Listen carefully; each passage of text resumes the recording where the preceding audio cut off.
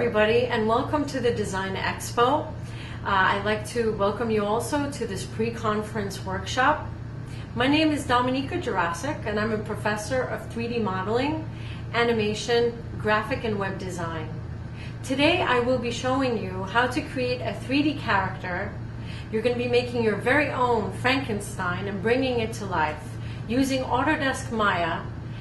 With these 3D skills, you will be able to create a model, texture the model, as well as export the model as an OBJ object that we will later print on this CreateBot mini machine that was recently donated at the school where I teach, Bramson Ort College.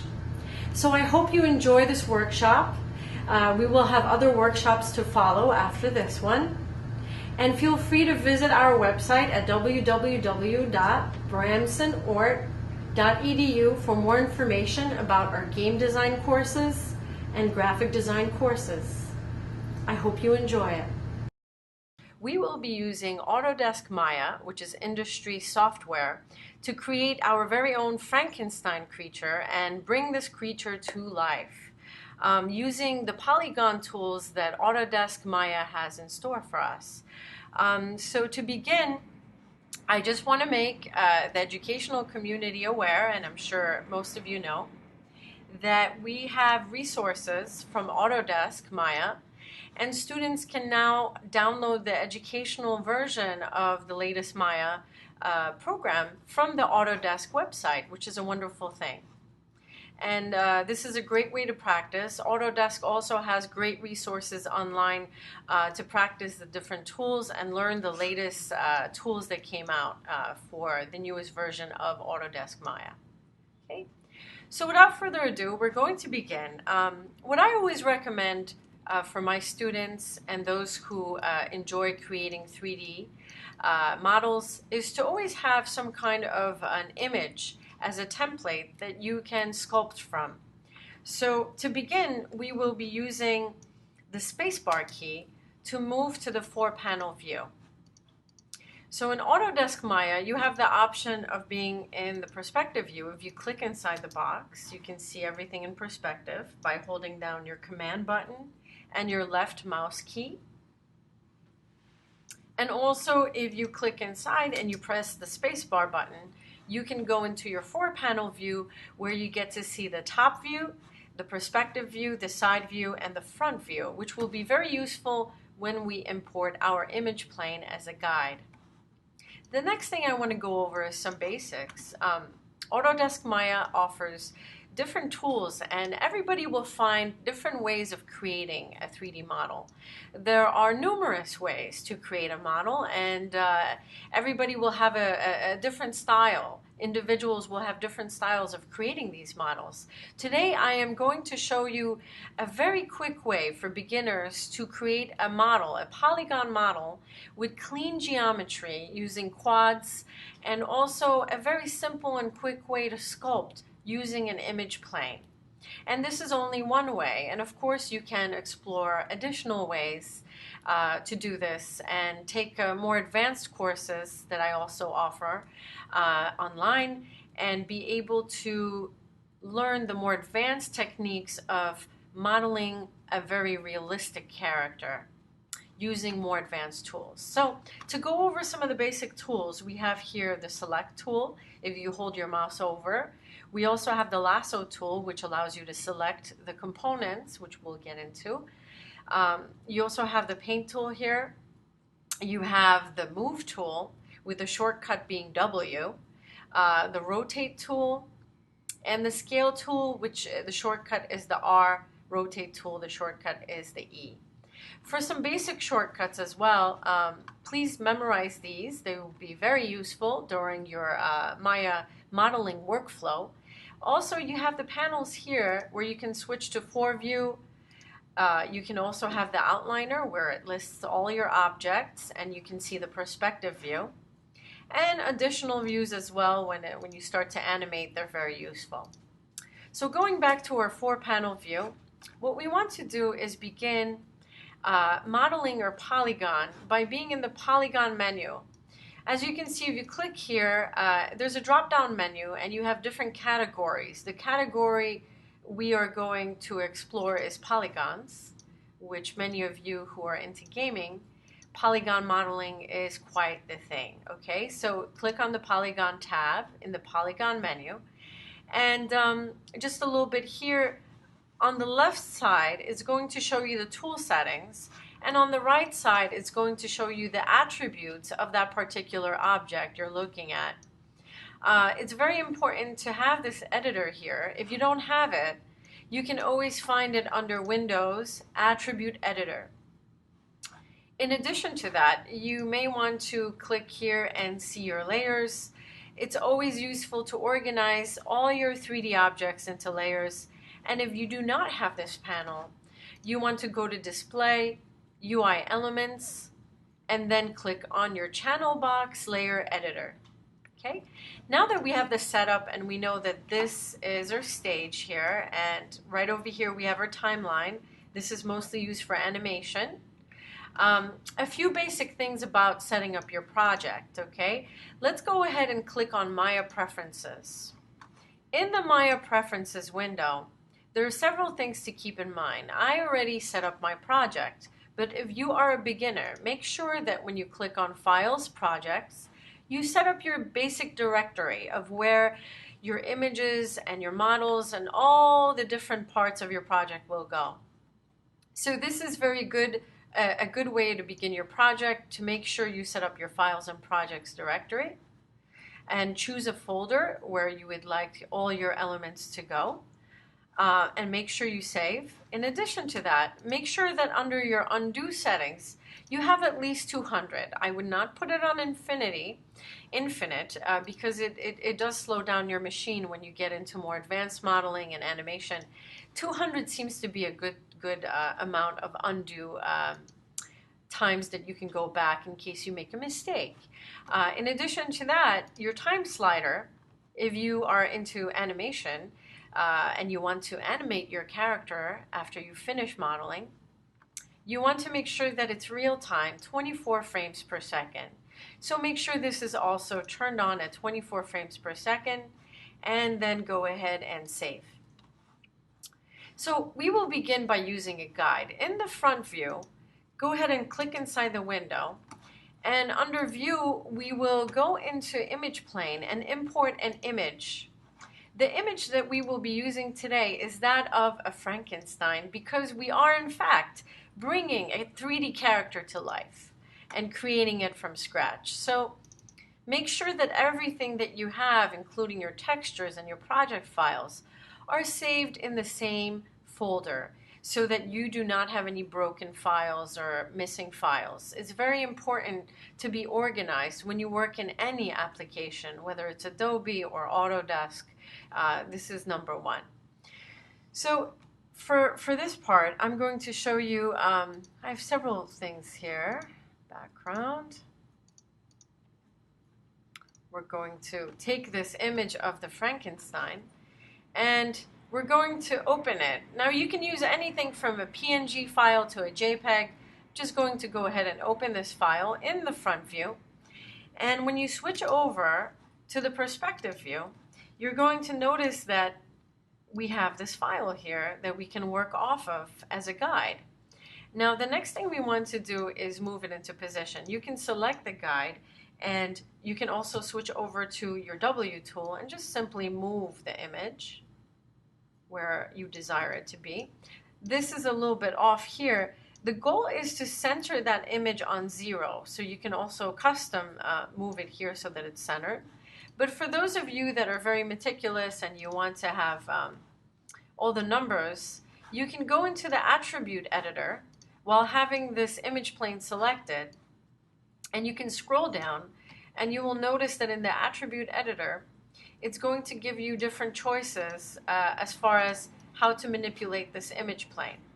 Okay, so if you scroll down here, you will notice that you can change the width, you can change the height by inputting numbers. You can also do this manually by just selecting the image plane and pressing R, the scale tool, and pulling on this middle handle, holding down Shift so everything is pulled in proportion. and then switching to the W tab and pushing the image plane up, okay? So that it's above the graph. This is where we are going to be using this as a modeling tool, okay? So you have the choice of inputting the data here and also centering the image using coordinates. With that being said, if you do not have the aspect ratio on, it's going to distort your image. So make sure that you always have your aspect ratio on if you do not want that distortion. Okay, so now that we have our character, I'm actually going to push it a little back because I want my geometry to be in front of it. We are going to begin the simple way of creating a cube to start a character from beginning to end. So in the Polygons tab, make sure you double click the cube, and we're going to begin with 4 width, height, and depth divisions. So let's go ahead and make sure you have 4 on all of these. And then of course we're just going to click for the newcomers here that are modeling for the first time. You can click and drag up. You can press 3, which is the smooth option, and this will smooth out your cube geometry. Another helpful hint here for you guys as you're modeling is you want to have some form of transparency so that you can see the outline of the background image.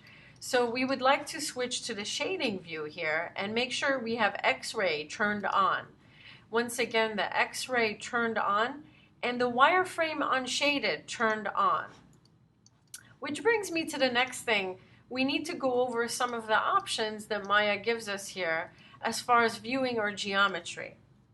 When you press 1 on your keyboard, you get to see the rugged geometry, the original geometry. By pressing 3, you see the smoothed version of the geometry. By pressing 4, you basically see the wireframe. By pressing 5, you see the shaded view with the geometry. 6 shows you the shaded and wireframe, and 7 shows you the lighting. We do not have any lighting right now, so therefore we would not be able to see the textures. So we are going to stay with the number 5 option. Now that we have our geometry, we want to basically switch over to our front view. Make sure that we push it out here on this side. Here we go, the front view. Make sure you give it enough space here so you can see the entire model. Okay, now that we have our front view, we also want to switch this to the X-ray mode, and we also want to turn on the wireframe unshaded so we can see it. And this is where the fun begins. There are 2 ways of selecting objects. The first way is the object mode, which means that you can press W and move the object in space. Okay? The second way is to use the component view right over here, and that allows you to move the components of the polygon mesh. So if you right click and you have vertices here, you can move the actual components into place, and you can start shaping your model based on the image plane. For now, we are going to shape both sides, but in a few minutes, I will be showing you how to just work on one side and then mirror geometry, which will save you a lot of time when modeling. Okay, so what we're going to do now is just move everything into place by pushing and pulling the vertices. You can also select other components. When you right click, you can select the edges, and you can move edges into place and move them.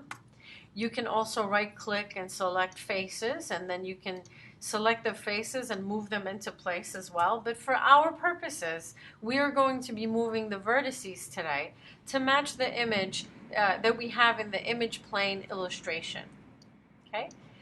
So what I'm going to do now is, once again, with the vertices, I'm going to try my best in the simplicity of just these 4 subdivisions to move using the scale tool and the move tool to match my model to the actual image plane. And this will be the goal. Okay, as best as we can.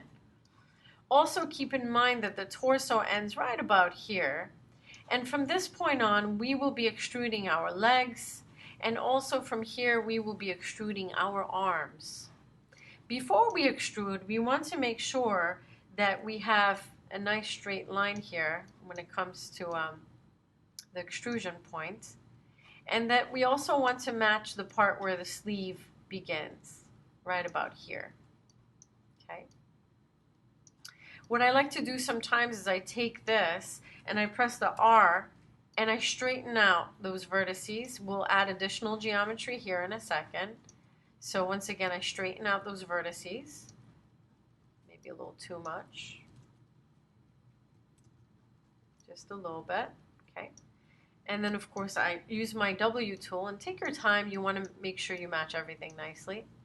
Now, the next thing we want to do is we are going to right click and select the edges here.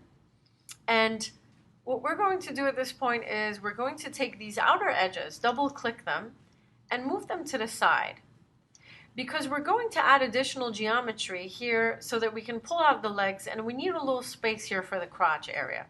So let's go ahead and double click, move this over to the side. Okay, just like that. In addition to that, we're going to add additional geometry here as well.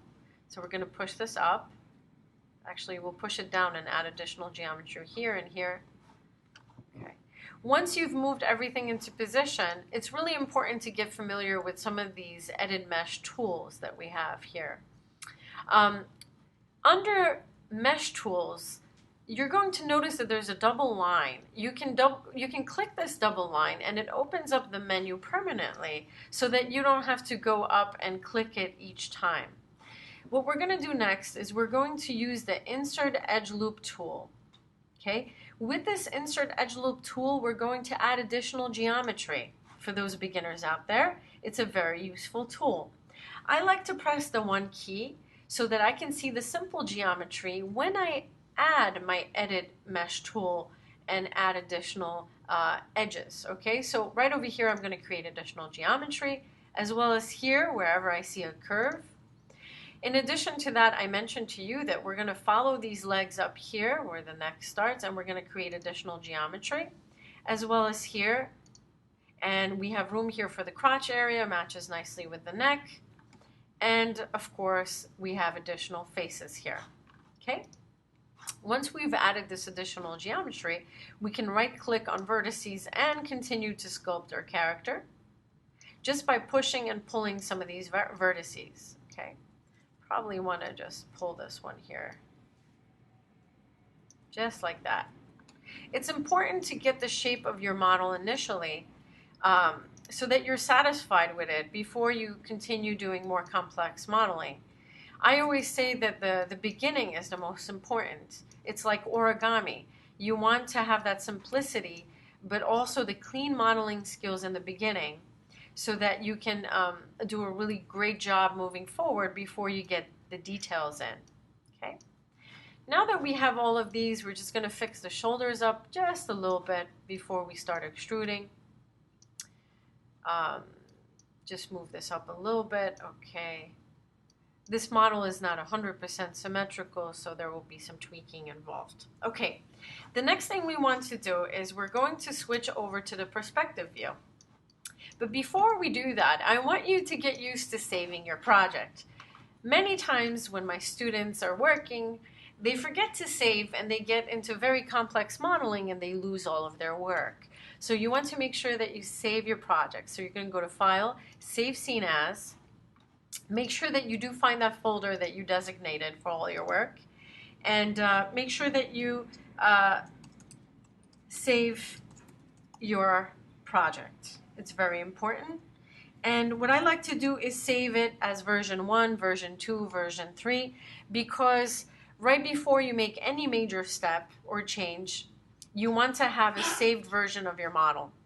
In addition to that, I want you to use Maya ASCII just because this tends to be less corrupt when it comes to file saving. I'm going to go ahead and save it. Press continue. Great. Okay, so at this point, we're going to save ourselves a little bit of time. Depending on which side you like to work, you can choose a side. I'm going to go ahead and select the left side, and I'm going to go ahead and delete this side, okay? And what I'm going to do now is create an instance. An instance, you can treat it as an illusionary other side. It allows you to see what the geometry is going to look like by mirroring all your actions that are happening on the right side.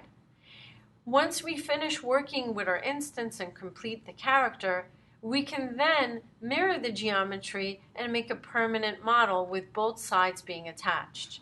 So let's go ahead and switch over to our object mode, and we're going to activate and create this instance. To create the instance, what you want to do is you want to go to Edit, Duplicate Special, and you want to select the options box for Duplicate Special. Okay. In this options box, it's going to give you choices. How would you like to mirror this copy? Make sure you select instance, not copy, but instance, and make sure that under the scale, you have a -1. Now, the question is, which one should we mirror over? You have to take a look at the graph. Maya shows you the y coordinates, the x over here to the right, and the z. If we mirror -1 here on scale and press apply, it does in fact create an instance on the left side. So we have the exact duplicate on the other side, giving us a mirror image. This is very beneficial when we start working and extruding geometry. So we're going to begin by selecting the faces for the hands, and we are going to extrude some of this geometry here. So let's go ahead and select these faces. You can use the select tool here, and the key command for the select tool is Q. I will be selecting these tools for everyone to see instead of using shortcuts, so that everyone can follow without getting lost. And we will take it step by step, okay? So now that we've selected the faces here, we want to make sure we didn't select any additional faces. We are going to be using the extrude tool.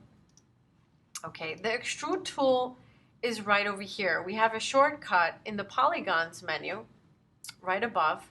If you hold your mouse over this, you should get a little message that it's the extrude tool. And also, in addition to this, in case you don't have the extrude tool available for you, you can always use Maya's different tools up here. We'll get into some of these tools, such as the mirror geometry tool. The extrude tool is also available under Edit Mesh, Extrude. Okay, so this is also a menu tab that you can go to in case you don't find your extrude shortcut. Okay, so we're going to go ahead and just press the extrude tool here, and we are going to switch automatically to the W tool. And inside our menu, we're just going to go ahead and drag that using the W, once again, tool, which is move. We're going to go ahead and drag this over, and we're going to create a hand. So we're going to create the arm here, right about there. And you can also just extrude again and press W and just go ahead and all the way to where, right before the thumb gets extracted. We're going to work on the fingers later on, okay? Now you're going to say to yourself, wow, this looks very, very rigid. Well, in the beginning, this is the way it looks, but we are going to add some more subdivisions using our Insert Edge Loop tool. So let's go ahead and click off of this, and using our Insert Edge Loop tool, every time there's a bend, whether it's an arm or a finger or a knee, you want to make sure that you create a crease here, an edge loop. Okay, and this is going to be the area where the arm bends. In addition to that, for some additional shaping abilities for this geometry, you want to add additional edge loops so that it follows the pattern, and maybe right over here for the wrist as well, and right over here for the thumb. Okay, now that we have the arms, it's time to start sculpting again. We can select the vertices. We can start sculpting that arm, pushing down. This is one technique. Of course, I'm going to show you another technique to just double click the edges, and you can do it that way as well. My goal is to follow this geometry as best as I can I'm not going to go into all the details, but the main shape is what I'm going for here, as well as you can see here, the wrist. I think I'm going to add an additional piece here so that we can focus on the wrist. If you right click and select your edge loops, you double click it and press R, you can scale that entire geometry to create a wrist. And then move it over here to match your model, just like that. Okay. Once again, you're going to be using vertices, you're going to be using edges to model, and you have to get used to all the different methods to model your geometry and to become more comfortable with the modeling process, okay? And there are many different techniques. So now the only thing that I'm doing is pretty much just matching up my geometry with my drawing. Of course, the hands are going to take a lot more work, and we are going to extrude them out separately. As you can see, the instance saves us a lot of time because we're working on the right side, and everything that we do on the right side is being duplicated on the left side. It's being mirrored on the left side. So all the fine details that we tweak are being replicated on the left side. So when we switch over here, we get to see that everything looks very box-like. And if we press the 3 button, it smooths it out. We still have a nice box-like torso, but all of this we will fix as soon as we start sculpting geometry. Okay, the next step that we need to take is extruding our legs. So let's go ahead and right-click, switch over to the face tool. We're not going to touch these middle faces here. This will be for the crotch area. I always recommend to have this space here because if you don't have it, the creasing in the pelvis will look a little awkward. So always having a little bit of that space is what I recommend for cartoony characters, especially cartoony characters such as this one. So now that we've selected the faces for the legs, once again we can do the same thing. We're going to go ahead and click on our Extrude Faces tool, and we're going to press W, and we're going to extrude all the way down, and we're going to add that additional geometry a little bit later, but for now we're just going to try to match the position. And now this is the faster way of doing it. Of course you could keep extruding, but now we can do Insert Edge Loop tool, and we can go ahead and press 1 to make it a little simpler here. And for each part of the geometry, especially for the knee, especially where the shoes begin, okay, we're going to go ahead and add that additional geometry so that we can have more detail. Okay. Let's go ahead and switch over to this view. Okay. And now we can once again start shaping things with the vertices. Right? We can round things out. All these additional folds we can work on later when we start sculpting.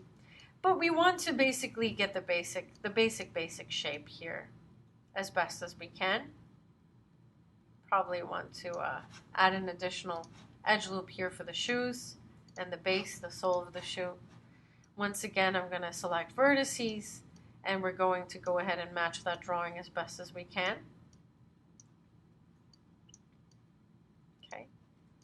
And sometimes, of course, you use an image plane, but you just use it as a reference, and you want to elaborate on the modeling, which, of course, you can do using an image plane and make the model actually a lot better. Okay. So now that we have the both sides, it's not exactly symmetrical on the left side, but you can see how it's coming about slowly. We've matched both sides. We want to establish that this is the knee area. So what I'm going to do is add an additional edge loop here, just so we can sculpt a little bit more and add a little bit more detail using those edges. And now we have that little fold.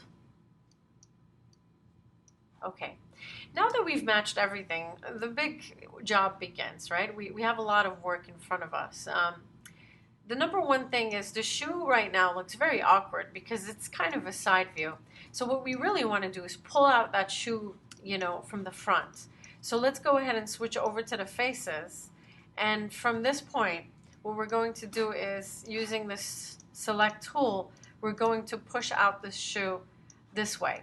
My recommendation is when you're working this way to shape in the beginning. So let us shape it a little bit more in the beginning so we can round it out so we have a little less work to do later on. If you shape it in the beginning, when you start extruding, you will keep that sort of rounded edge, and this makes things a lot easier on you. Okay, so the shoe's going to come out from this side. We're going to go ahead and select the faces here. Make sure that you don't select any additional faces in the back. For example, Maya does this thing where sometimes by mistake you selected this face, and this would be a problem. So if your handlebar is right next to those faces, you know that you have no other selections, and that's very important when you start extruding geometry. Another thing that I want to mention is that if you press the plus button, you can make your handle bigger, and minus button makes the handle smaller. Okay, and these are useful tips when you're extruding. So let's go ahead and extrude this geometry. We're going to press the extrude tool, and we're going to switch over to the W tool. Many times when my students don't do this and they're beginners, they end up making double faces. So this allows you to prevent that. And now what we're doing is we're just extruding these giant Frankenstein feet, okay? And what we want to do also is once we extrude these giant Frankenstein feet, put a little detail. So I'm going to click off of it. I'm going to insert the edge loop tool again, and again here. And now it's time to pull out some of that geometry. So using the vertices, we can go ahead and select those points here and just push it out a little bit to round out those corners. All of this, as you can see, I'm doing all of this inside the number 1 view, which is the rigid geometry, so that once I press 3 and I smooth it, it looks so much nicer, of course. But allowing me to see that rigid geometry just makes it so much easier when I add the additional edge loops and additional geometry. So now we have the basic feet. These feet will need a lot of sculpting, obviously, but before we start sculpting and putting the details, we have to go from the general and then to the specific. So what's missing is our wonderful Frankenstein head. So let's go ahead and right click and select the faces. I'm going to show you very simply today how to create that Frankenstein head and how to make it work for you as well. So what we're going to do with this Frankenstein head is we're going to select this.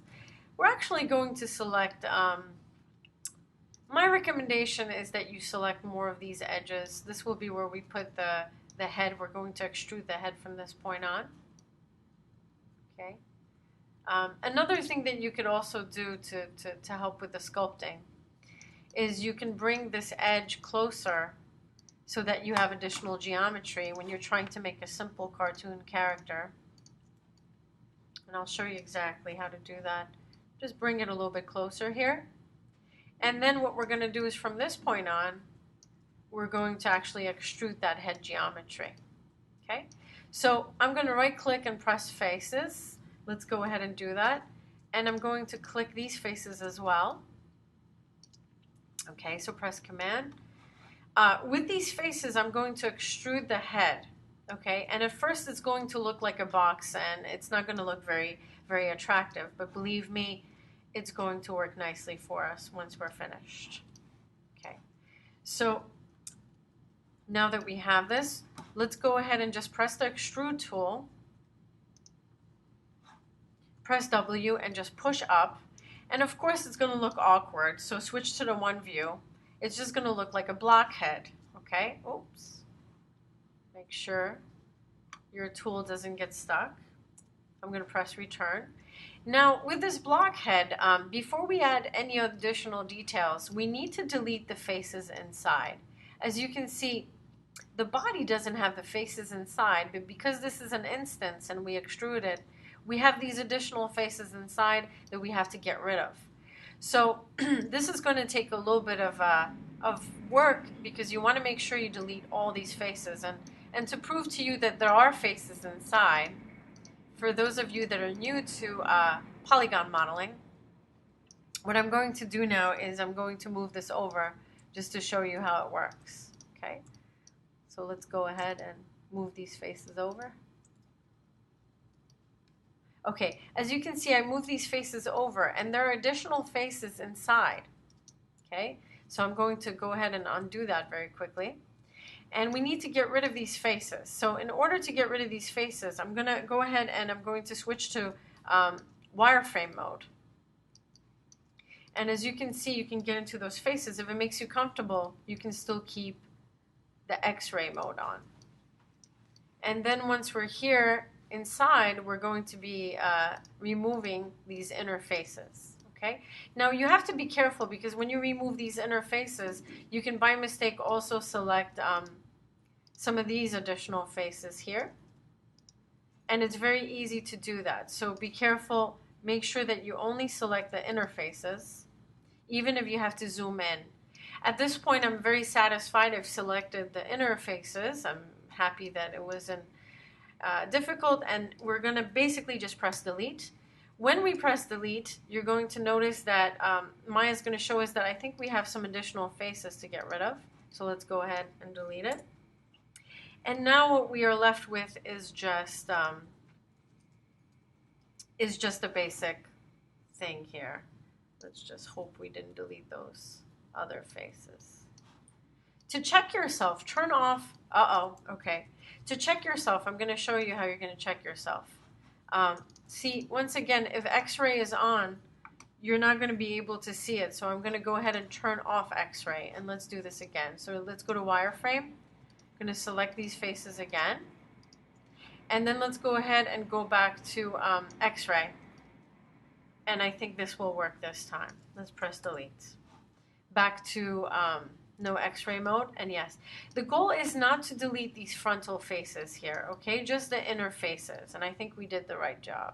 We got it done, okay.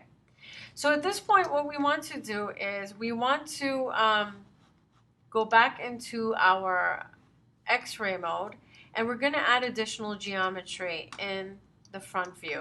So we're gonna go ahead and insert the edge loop tool where we see the neck. Okay. Also, when you see any shifts in the model, for example, here the jawbone, also here, this is what we have. We also have this metal peg that we're going to extrude out. Some additional geometry for the eyes and for the nose is necessary, for the hair. And all I did was create additional faces and, of course, for the mouth. This is our starting point. And what we're going to do now is we're going to right click and we're going to switch to vertices, and we're going to now pull out these additional vertices here. So let's begin just by taking these and pushing them out, just like that. So I'm using my model as a guide, and it's not 100% symmetrical, but I'm going to focus mostly on the right side here. Okay, once again with the vertices, we're going to go ahead and try to sculpt it to the best of our ability. Also, you're going to notice now that you can use the edges. If you double click, you can just push an entire edge loop down and press R, and you can sculpt it just like that. Okay. Same with this one. You can press an entire edge loop so that you match the line here. We're going to be extruding the metal piece. I like to call it the Frankenstein rod. Okay. And I think a little bit more geometry we could use for the chin here, just maybe one more. So we're going to insert that edge loop here, and this will kind of round out our chin. We can press R and scale that as well. Oh, be careful. Here's another thing I was telling my students. Let's move back a little bit. I can't believe I didn't notice this, but you don't want this to open up, and this happens sometimes when you're working. And I'll tell you why. When you scale, I'm going to show you, this happens. You do not want this to open up, because when you mirror geometry, you're going to have problems. So I recommend that when you're working this way, that it's really truly better to just move the vertices into place, because you always have the problem of opening up this middle section here, and this you never ever want to do because you're going to have problems mirroring geometry. So try to stay away from that. and move just the vertices to match your contour here. Okay, just like that. And of course my additional insert edge loop tool. Okay, vertices here. We're going to go ahead and match this up. So now, even though the head is not very symmetrical, I'm able to get some kind of a basic shape here. And what we want to do also is pull some of these here over just a little bit. And there we go. Okay. Now that we have the head, let's go ahead and just make sure we save. We save the scene. And this is what we have. We have a very raw image here. Very beginning, it looks very blocky, okay? Very beginning part of our modeling process. If we press 3, it's rounded out. But now we can shape it a little bit more. I'm going to press R in the object view, and we're going to squish it just a little bit. It looks more like a gingerbread now. And the idea is, how do we now create the fingers and also create a feeling of more rounded corners here? So let's just begin with the fingers. We're going to extrude the fingers. This is going to be a very simple model, so let's go ahead and just extrude from this point here. I'm going to select both of these here and just going to go ahead and press the extrude tool once I select those faces. And using the move tool, I'm just going to extrude a finger out and move it a little bit to the left, okay? Now it looks obviously very rigid. We're going to have to insert more edge loops later on, but for now, for my purposes, a very quick way to just extrude the fingers, and it works nicely. Okay, so now I'm going to select the additional faces here, make sure it's only there that the faces are selected, nowhere else. And we're going to go ahead and press the extrude tool, press W, and we're going to extrude the finger out, just like that. And you're going to follow the same process over and over until you achieve the full hand. Now, remember, you can use your imagination. You don't always have to have the 5 fingers, right? Some of you might be creating a Frankenstein that's a mutant. And what's great about animation is that things don't have to look realistic. We can create something out of our imagination. And anything is possible with animation. So keep that in mind. Okay? So once you have that finger, let's go ahead and face, and we're selecting the last finger here. This will be our pinky, and we're going to go ahead and press extrude. Switch to the W tool because it's a little safer. The beginners always have a difficult time with this. And our pinky is going to be a little bit smaller. Go ahead and press R, scale it down a little bit. So now we have just the very basics of a hand. This hand needs a lot of modeling. And obviously modeling doesn't just happen like in an hour, you know. If you want fine details, you will have to spend a lot of time working on those fine details. There are no shortcuts other than you know, mastering this. And of course, I'm working slowly so that you can see how it's done step by step. But once you get the hang of all these tools, you're going to be working in a much more faster pace, okay? So the next thing I'm going to do is pull out the thumb. With the thumb, I'm going to go ahead and switch the Q key, guys, and I'm going to shift select these 4 patches here. These are 4 faces, quads. And as you can see, all of this geometry is clean. Everything has 4 patches, very important to be a clean modeler. And what I'm going to do now is I'm going to go ahead and extrude this, switch over to the W tool, and go ahead and push this out. And don't worry, of course, we are going to have some more fine detail later on. Okay? This thumb is nice and big. We're going to press R just to scale it. Remember, when you're scaling it using this yellow handle, it means everything is scaled in proportion. The other handles will be scaling things using the graph. So you can scale on the Y, X, or Z axis. So make sure that when you scale, you're aware of that. The middle handle scales everything in ratio, in proportion, okay? Very important little thing here, and I know it's very useful to my beginner students. Okay, so now I think what I want to do is just fix up just a little bit some of these fingers here, make them a little bit longer. I'm not really going for 100% realism, but we do want to make it a little attractive here, the hand. Okay, next thing that we want to do is we're going to insert some edge loops, guys, all right? So let's switch to our 1, okay? That's my little trick of the day. Every time I insert geometry, I'm telling you, this works. You want to click on the 1 so that you can see things in a more blocky, simple manner. So we're going to go ahead and add that additional geometry here. And where the finger bends, of course, where the fingernail is, okay? Also, in addition to that, we're going to insert additional geometry here where the finger bends and for the fingernail, as well as here. Very simple model, so let's go ahead and do that. And here, and for the nail, and of course here for the pinky and for the nail. And when we press 3, voila, it's already looking much better, okay? The next thing that we need to do is we want to select this edge, and we want to double click it and start shaping things. So press R, we switch over to the scale tool, and now we're not going to use the middle handle as much. We're going to do the middle handle thing, but we also want to scale, of course, the Y position here. So now we're starting to create a nice little finger. Also, I recommend that you bend your finger, and I'm going to tell you why right away. Every time, especially when you start putting joints into a character, which are bones, and when you start animating these bones, it's important to have that geometry follow the natural organic shape. So if the character is going to be bending their finger, it's always great to have a bend here on the fingers, as well as a bend for the knees, which we will take care of next, okay? And this is my recommendation for you as you continue to work in 3D. Once again, I'm going to press R. I'm just going to straighten this out a little bit to create that finger shape.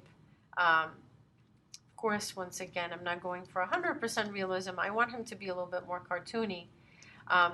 Once I have that finger, I'm going to right-click, select faces, press E, and I'm going to just go ahead and rotate the face itself to create the finger look, okay?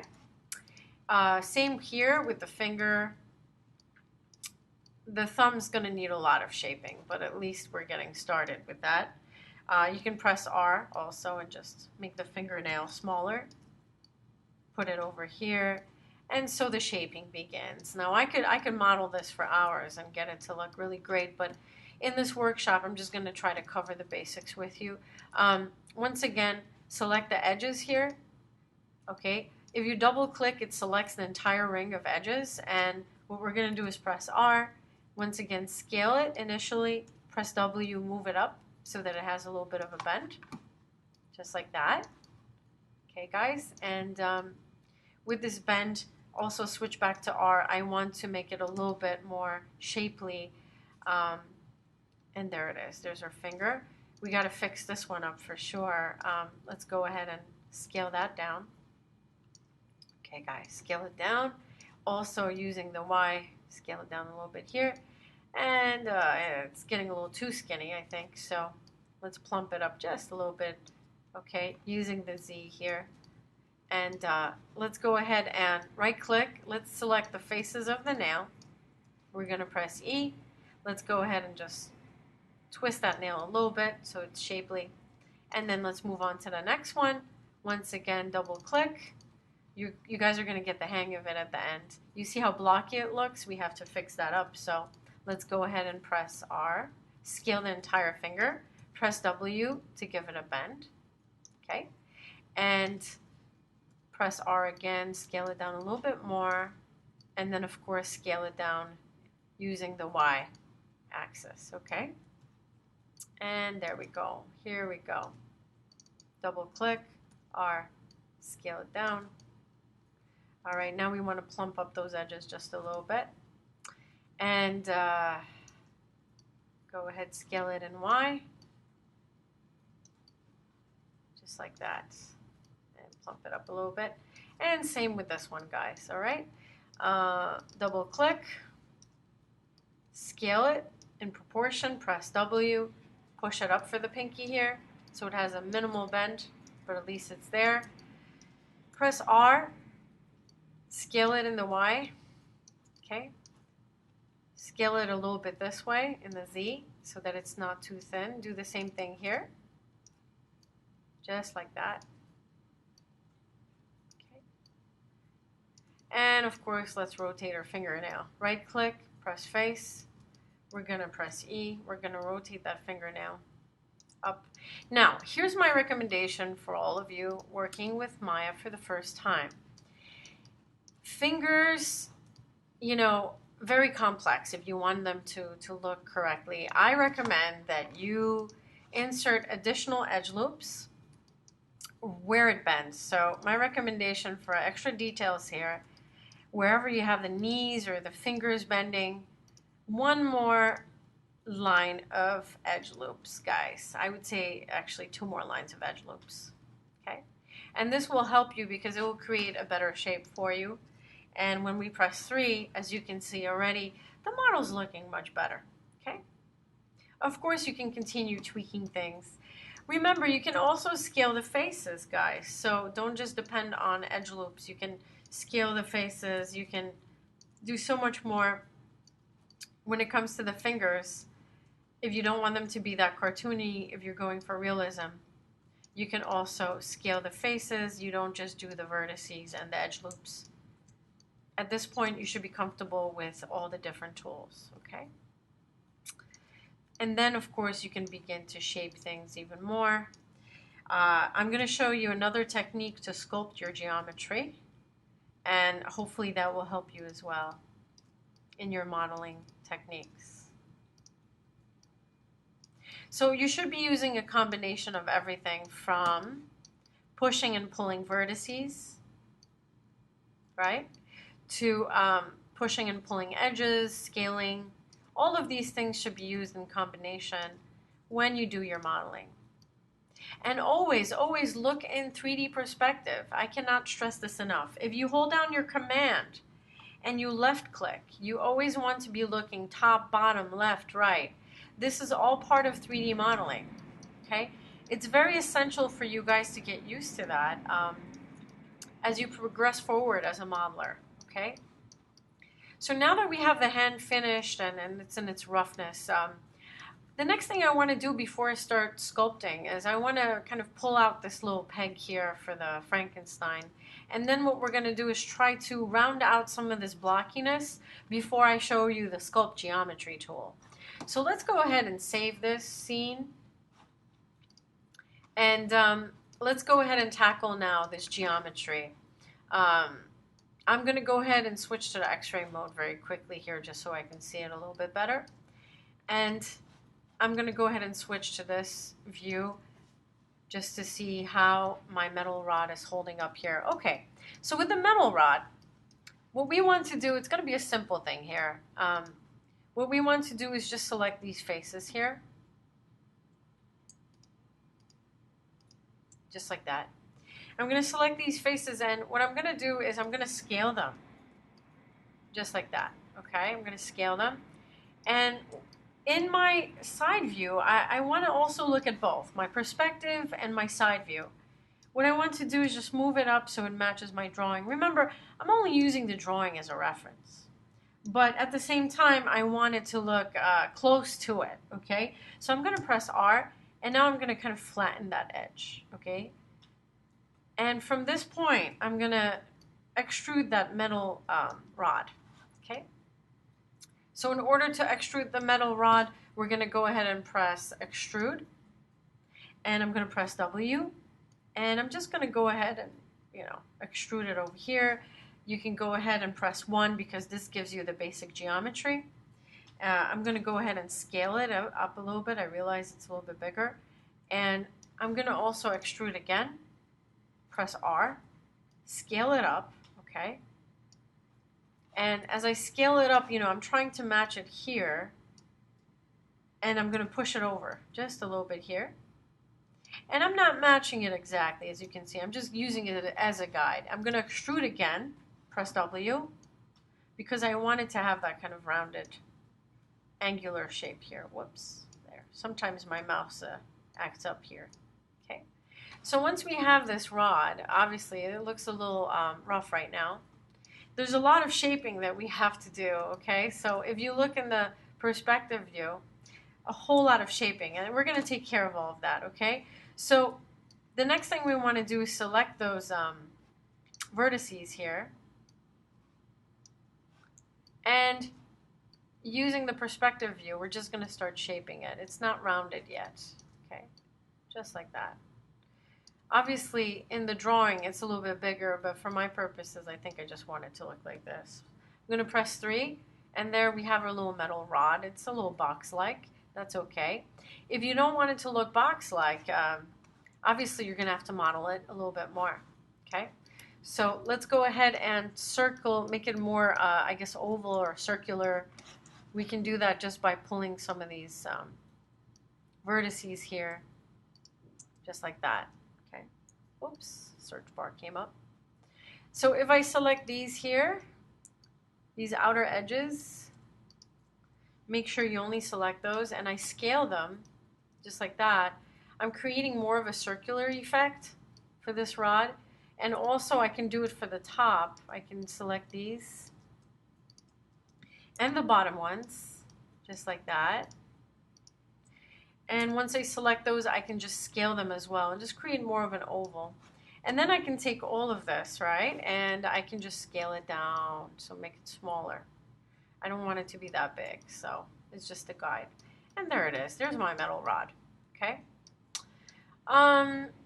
Okay, now that we have the basic shape, I would like for us to start rounding out some of these edges so that he doesn't look like a cookie, like a gingerbread guy.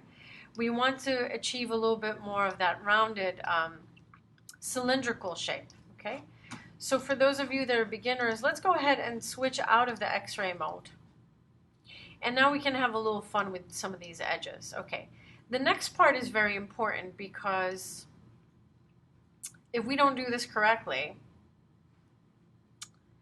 it's not going to look as good when we mirror geometry. So let's go ahead. We're going to select some of these edges. And I would tell you, okay, you could select the entire loop, but it's not going to work. We're going to have to do a little work here. So we're going to select the very outer, not outer, but I should say inner edge here, where the leg is. And what we're going to do is we're going to pull it out. And you'll see what's going to start happening. This will be the very outer edge. And then we're going to select these edges right next to the very central edge here. And we're going to select them just like that. I'm going to go slow so you guys can follow me. And we're going to push those out. So already we are creating more of a rounded shape, and we're going to sculpt in a little bit. But as you can see, there's a difference between the straight kind of blocky look, unless you want that, with this more of a rounded cylindrical look, right? And that's basically our goal. We want to achieve this. We want to achieve this rounded edge, and that's how we're going to do that, okay? Same thing for the inner edges here. If you want to have that rounded look, first of all, click off of it and then click on it. It's going to take a little bit of work, but we want to push out the central edge just like that. And then we're going to grab those other edges right next to it, just like this. Just like that, and we're going to push this out, okay? And already we're starting to shape. Now, remember I told you that every time we have a bend, it's important for the fingers and for the knee to bend. We're going to have to fix this at this point. So let's go ahead and switch again to the edges. And I would say the knee is right about here. So I'm going to click this edge loop, double click it, and push this out. And we're going to create a little bit of a knee bend. And I'm going to also select the additional edge loops here and push this out. So I want you to create that bend. It's very important to have that bend for the knee. When you begin working, it's going to be very, very important. And same for this. You see, now we're moving the torso over. We want to shape the torso. We want to sculpt the torso now, give him a little bit of a belly. Okay. So it's important to get that done. All right. Same with the chest area here. The problem is that before we use the Sculpt Geometry tool, we're going to mirror over. So this will give us a little bit more freedom when it comes to making him look a little bit more rounded, if that's what you're going for. Okay. So let's go ahead and do that. You can customize the clown shoes a little bit more. Nice giant big shoes, and you know. This is the part where you just have to tweak a little bit more. Create that nice little heel shape for the shoes. Right. Press R, you can once again create that shape just by scaling an entire edge loop. Okay. Right about here. So here's our shoe. And let's just do the arms, and I will move on now to how to mirror this geometry so that we can put some details, a little bit of detail on the face, and of course the body and the torso. So let's go ahead and take these arms and make them look a little bit less square-like. Okay. So all I'm doing is pushing edges, very important to push those edges. Same here. What we're going to do is this time we're going to select all of these here. Make sure you only select the edges that you want and no other edges. If you want, use the selection tool. And with the selection tool, of course, it takes patience, but you're going to just push this up a little bit. Not too much, right? We don't want to ruin the geometry. Push this up a little bit. It's already becoming much more rounded, cylindrical in shape and not as blocky. And then we take the central edge and push it up just a little bit more to give it more of that rounded effect in 3D. Okay, guys? So it's starting to work nicely. We're going to fix the belly and all these different parts here, give him a little bit of a hunchback and a booty. But other than that, I think it's coming about. Let's go ahead and fix the wrist a little bit here. Okay. All I'm doing now is just pulling the wrist here. I'm going to scale it. Remember, it's always important to look in 3D space, okay, all the time. And don't forget the bottom of the arm, too. You want to select those edges on the bottom and go ahead and make it more rounded as well, okay? So let's go ahead and not ignore that part as well.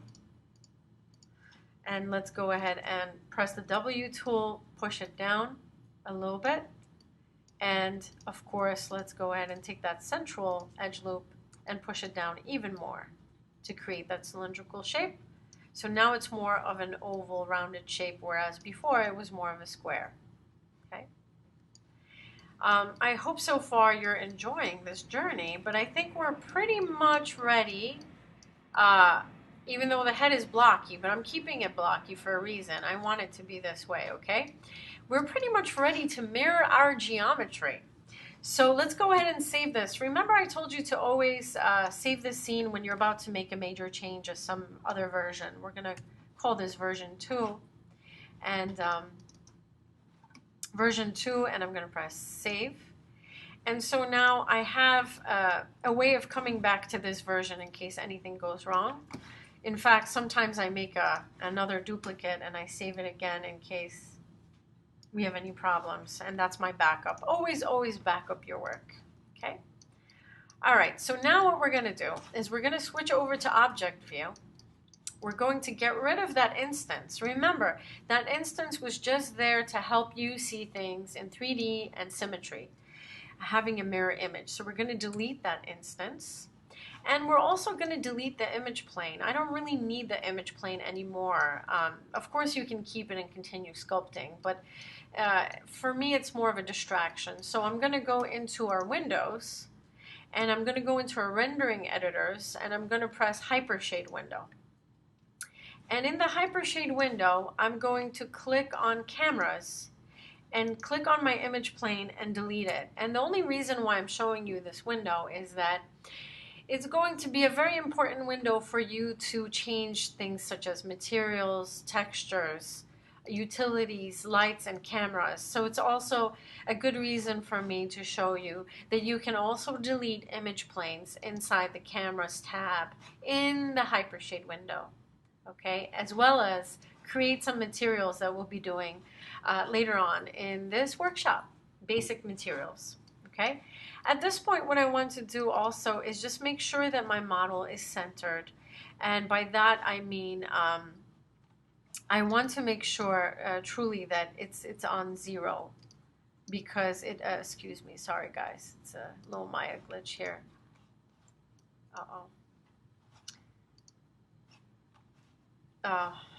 It's a Maya glitch. I'm gonna have to stop the video and start again. Yeah. Not start again, just start from this point. This always happens. Okay, actually no, let's continue. Okay, good. So at this point, what I want to do, guys, is make sure that the model is 100% centered, and it's not, I just realized. So we're going to make sure it's on X, just like that. And I'm going to make sure that you can also type in the coordinates here. I'm just going to press 0, 0, 0. So everything is zeroed out. And I'm going to bring my model to the top in the desirable position. I know that it's actually on 0 because everything except my Y translation here, my Y coordinates are changed. And once I do that, I'm going to go to modify, and I'm going to freeze my transformations, guys. Okay, I'm going to freeze them.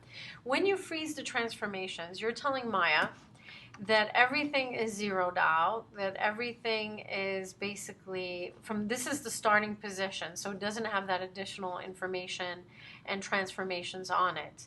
In addition to that, what I want to do also is delete by type, and I'm going to delete history to get rid of all that junk on my model, okay?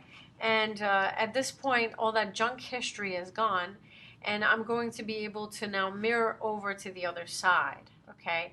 So in order to mirror over to the other side, you just want to make sure that, of course, it's exactly in the correct spot, meaning that it's on the right side, it's zeroed out, and everything looks good, okay? So now what we're going to do is we're going to go to our mesh menu on the top, mesh, and we're going to click the options box for mirror geometry, this little options box. And just to show you the different things that you can do here as far as mirroring, let me just move this over, okay?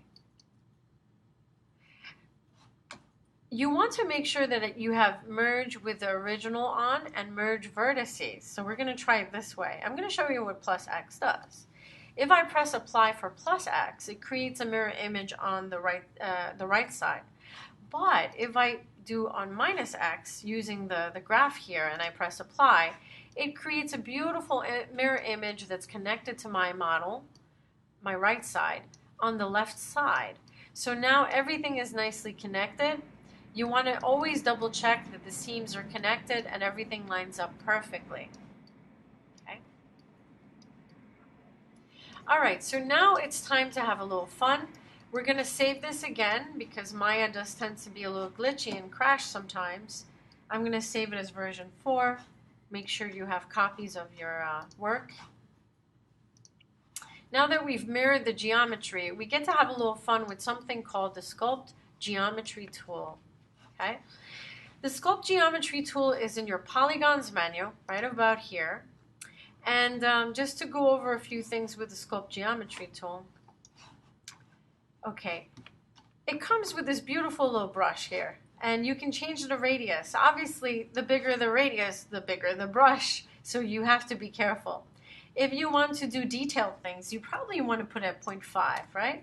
So if you're modeling things like cheeks and you know, the chin, and you want to you know, make things kind of come up or dip down, and you want to make sure you use a smaller radius. Also, you have the choices of different brushes. If you hold your mouse down, it shows you this is the Gaussian brush. It's a very soft brush. It feathers the outer edges. And then, of course, this is the most common brush. It's just a regular soft brush that also feathers a little bit on the outer edges. Then you have the solid brush, which is very extreme. It just basically pushes and pulls on things. And then, of course, you can have this square brush and import your own brushes. In addition to that, you have the different operations here. You're able to push with the Sculpt Geometry tool. You push into the mesh. You're able to pull, which means you just basically pull out the geometry. You're not creating additional geometry. You're pulling out the geometry that you already have. And one of my favorite tools here is, if I go a little too extreme, I have the Smooth tool, which smooths out my geometry. And of course, you have the Relax tool, which relaxes that geometry. And you also have the ability to pinch your geometry, as well as the ability to erase what you've done in Slide. This is the Slide and the Erase tool, which means that it goes back to the original version if you go a little bit too far. Which brings me to the next thing. Maya offers different ways of sculpting. So you can sculpt using the x-axis, so it's only going to allow you to sculpt using the x-axis. You can leave it on normal, which is what I'll be doing. You can sculpt on the y-axis, z-axis. You can use the view to sculpt. And most importantly, you have to make sure you always pay attention to your displacement value, okay? If the displacement is too strong, it's going to displace your geometry, okay? So just to give you a little bit of a heads up here, what I'm going to do now is I'm going to move over to the W tool. I'm going to Command D. I'm going to copy this model by pressing Command D, so that if I'm not happy with any of these changes, I always have my original here. I just want to make sure I work off of my copy for now, so that I can experiment and show you some of these different sculpt tools. Going back to my sculpt tool, you can see that we're going to begin by using this pull geometry tool, and I'm going to lower this displacement to 0.5 so it's not too strong. And now we can have a little bit of fun, because his back still looks very flat. So I'm going to switch this over to 2. My brush is going to be a bigger one. And as you can see, I'm going to give him a little bit of a hunchback. I'm going to start pushing and pulling some of that geometry and rounding it out a little bit here. Okay? Now, when you do this, be careful, because it gets very extreme very quickly. So you want to make sure, if that displacement is too high, it's going to be very intense. We can do the same thing for his head. I want this part to be blocky, but I just want to give it a little bit more of a rounded edge here. Okay. So you can begin to displace. Be careful, some of that geometry, once again, is going to become too extreme. Now I need to switch to a smaller brush, so I'm going to probably switch over to 1 radius and start pushing out his head a little bit more. And as you can see, this is quite fun. The problem is that for my beginner students, sometimes when they use this brush, they start to have things like overlapping geometry, which is not very desirable. And in case that happens, you can always go back to your Smooth tool and your Erase tool to fix this up. And so I just want you to be mindful of that. You can relax those edges just by using some of these techniques I'm showing you today inside 3D Maya. Okay. We can go ahead and relax the neck area here. He doesn't have much of a neck in the first place. Okay, so now we have this little head here with a little bit more of a geometry going on here. Okay, also you can go back and pull out some of the booty here. Remember, always look from your top view as well. I know students always forget to do that, but the top view is very important, especially if you're sculpting the back areas. We can make him very cartoony. Also, you can see the back of his shoes is very flat, so we can fix that just by pulling out that geometry and give him those nice, nice feet. Same with the back of the legs. With the back of the legs, I'm just going to go ahead and switch to a 0.5 for a more detailed brush. And we're able to just pull out some of this, as well as the knees, of course. We can pull out the knees a little bit more. We can pull out the shoes a little bit more. And of course, it's time to also fix his belly a little bit more. not just the back. Probably want his arms to be a little bit more rounded. It's really a fantastic tool, and one can just sit there forever and work with it. It's quite nice. Okay. So now we're getting some of that geometry that we were looking for. Now it's time to work on the head a little bit more. So let's go ahead and switch over to the 1, and we're going to pull out that head a little bit because he does have that giant brain. Okay. Notice that when you look at it from the side view, it really helps, and the top view. It really helps for you to have the symmetry going here. Very helpful to look from these two views. Let's give him a little bit more of those cheeks.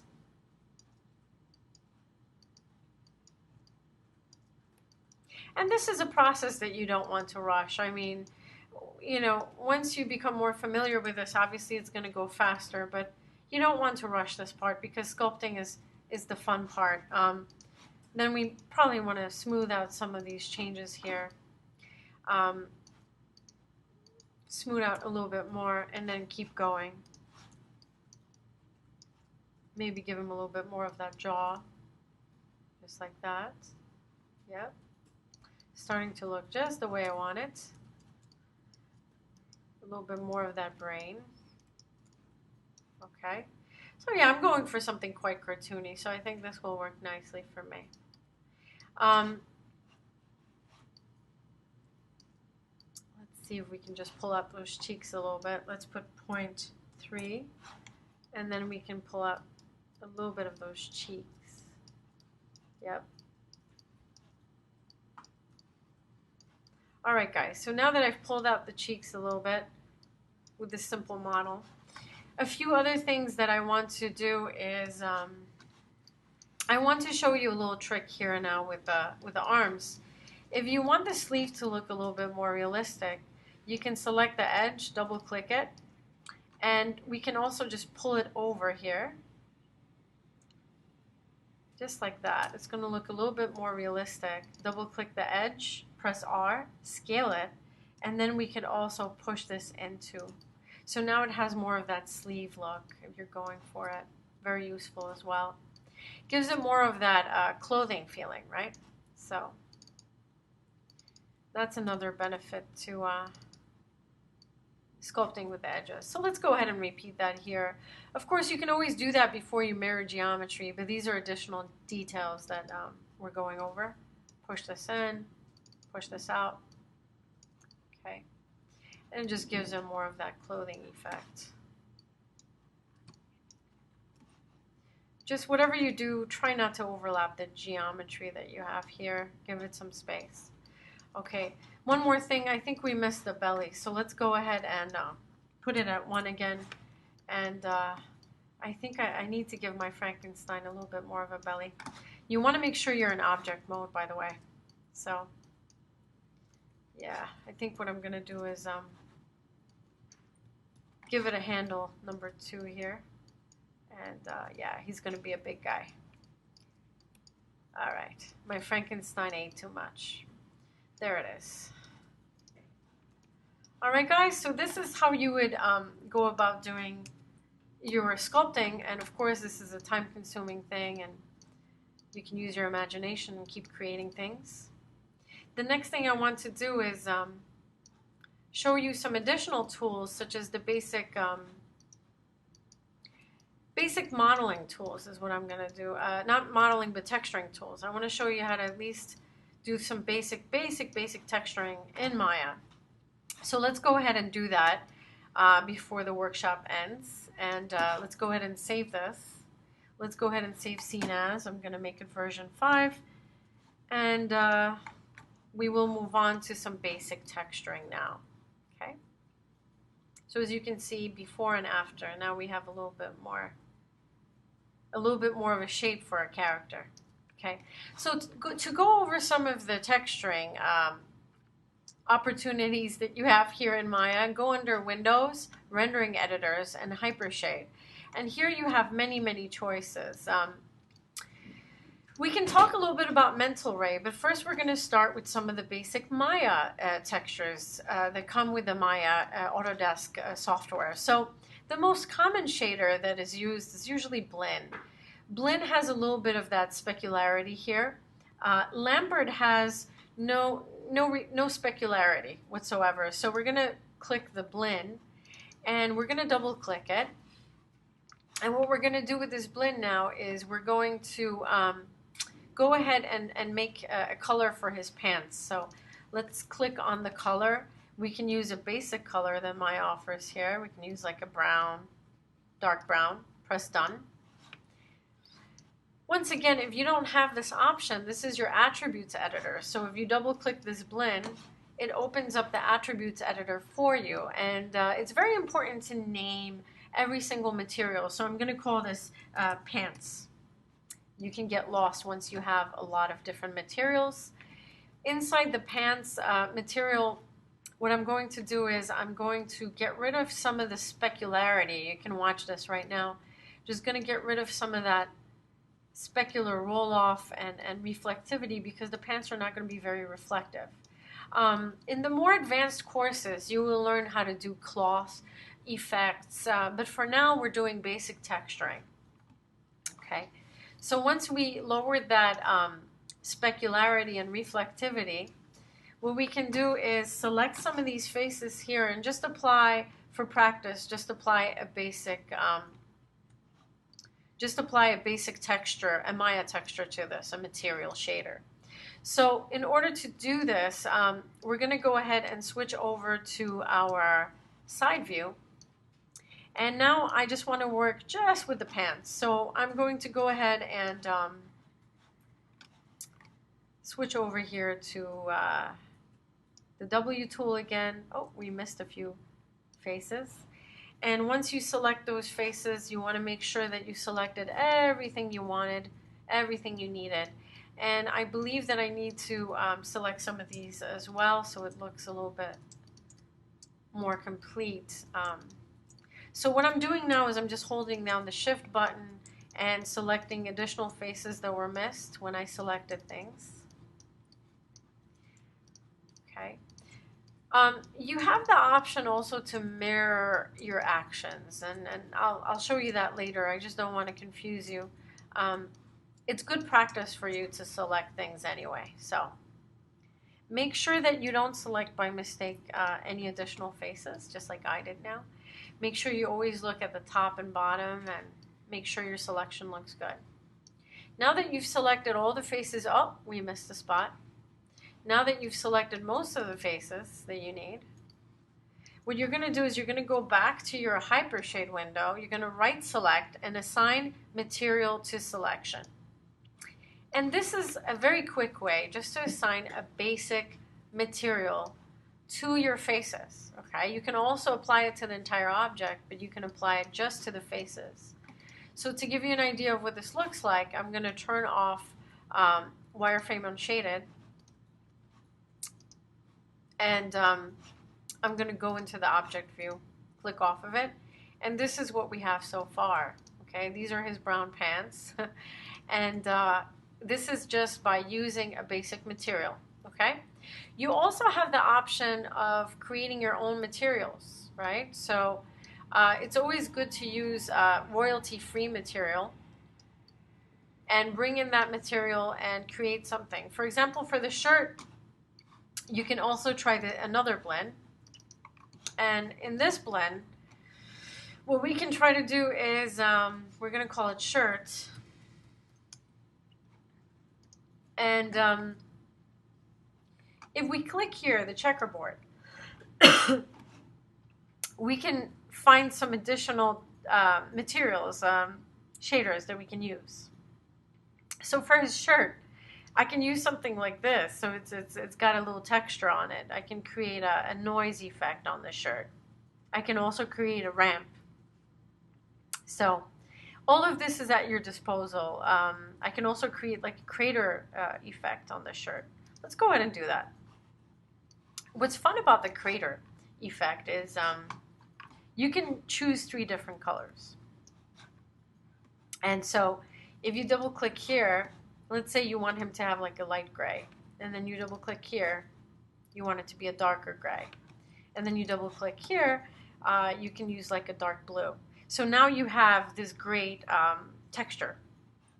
And with this texture, you can apply it also to his shirt. So if you select the faces of his shirt, let's go ahead and do that. And we probably want to be in the front view. So let's go ahead and go into the front view. In the front view, all we have to do now is, here we go, right about here. Let me just quickly go into my preferences. Okay. Okay, so now that we're in the front view, what we're going to do is we're going to select this lasso tool. This is called the lasso selection tool. And our goal is to very efficiently select only the faces that we need. And so we're going to select those faces all around, right? So just the ones you need, not the part where it's going to be the neck, just those. So once you select those faces, of course, there's always going to be some additional faces that you need to select manually.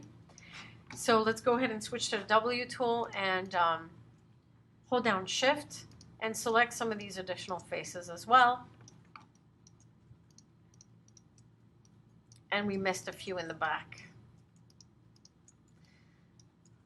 My mouse is a little difficult right now, so hopefully you'll have better luck with your mouse with the selection tool.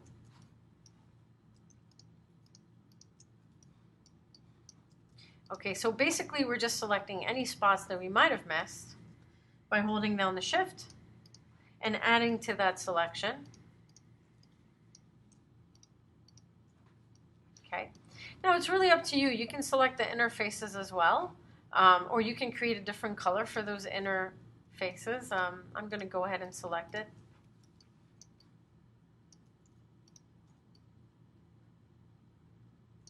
Just like that.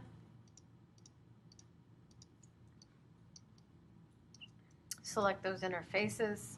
Okay,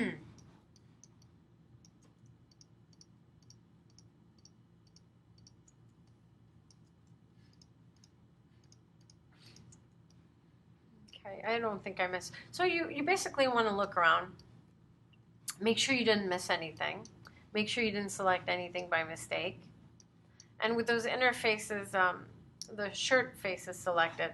Let's go back to our Hypershade window. I can literally just right-click and assign material to selection right now. So that should have worked.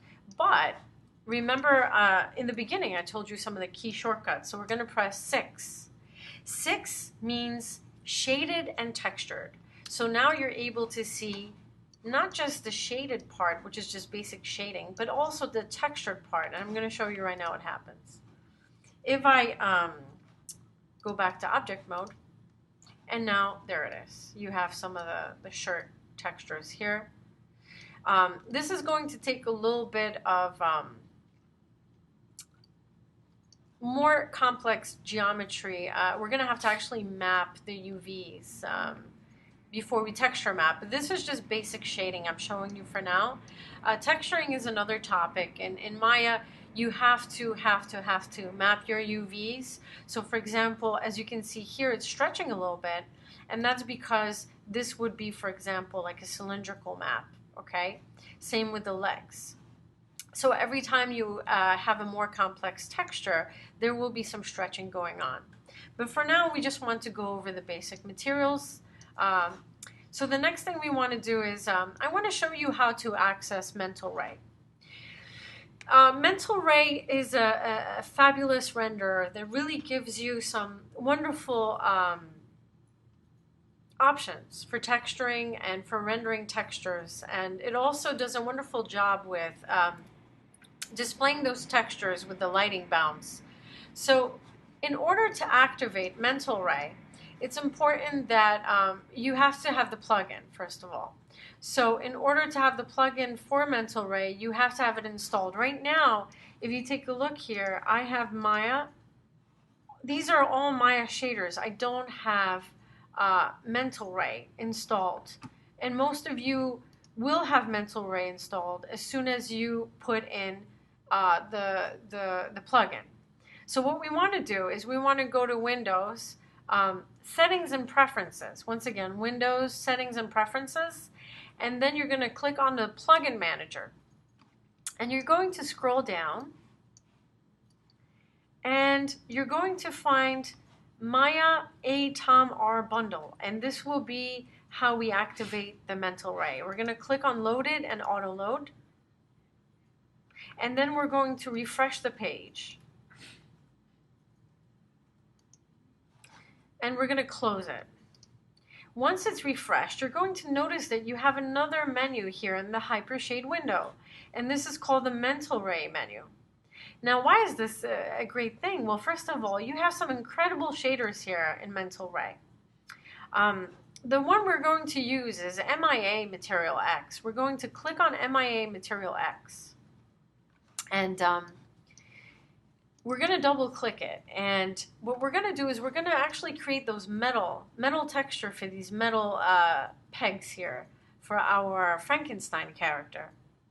In order to do this, once again, double click. I want you to name it metal. Let's go ahead and put rods. And what we're going to do is we're going to use some of the presets here in the attribute editor. I'm going to go ahead and click on a preset. And you're going to see that you have the choice. You have metals, such as chrome, copper.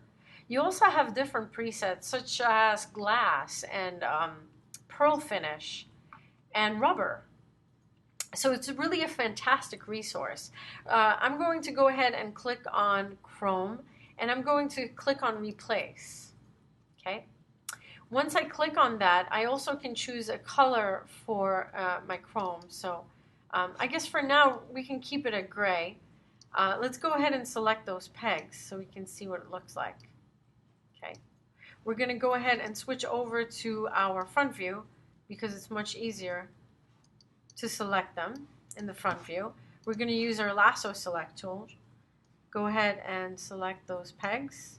And then I'm going to shift select the other side. Go ahead, go back into the perspective view. Just like that. Okay. In the perspective view, everything looks good. And what I'm going to do is I'm going to right click and assign material to selection. And this is only for you, to familiarize you with some of these different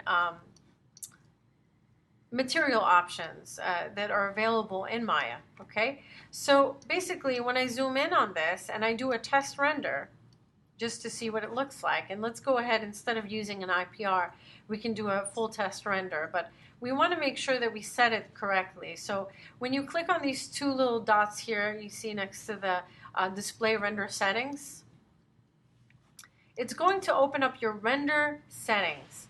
And in these render settings, you want to make sure you choose mental ray. Okay, now we're using the mental ray. We turned on the plugin, so you want to make sure you have mental ray turned on. And you want to make sure that in the quality that, not just the quality, let's go ahead and in the features, make sure, I'm going to turn on global illumination, for example. The quality should be high. And also you want to make sure that you set everything correctly. So if you want a nice big image, you can select full 1024 HD, but for our purposes, I'm just going to use the standard TV size so I can do a test render. Okay, I'm going to go ahead and make sure all the features look good here. Yeah, this is fine for now, normal. We're not doing a full render, so this will work. So I'm going to press close. So now what I'm going to do is just do a quick little render in mental ray. And you're going to notice how shiny that material is. It looks really incredible, very shiny and metallic. So what we want to do now is we want to add a little bit more of that shine and color to it. So if you want your rod to have a specific color, once again, let's go to our presets. You could also actually put it, instead of chrome, to copper and replace it. And then that gives it a nice yellow color. Who's to say that it's not a copper rod? So, and I'm going to zoom in just to show you what that looks like when we render. Okay, and that's a very nice, as you can see, metallic copper look right here. So it's really up to you which one you prefer.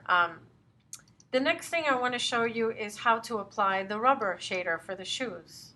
And then we're going to tackle the skin with some basic material shaders, as this workshop is mostly on basic modeling techniques in 3D.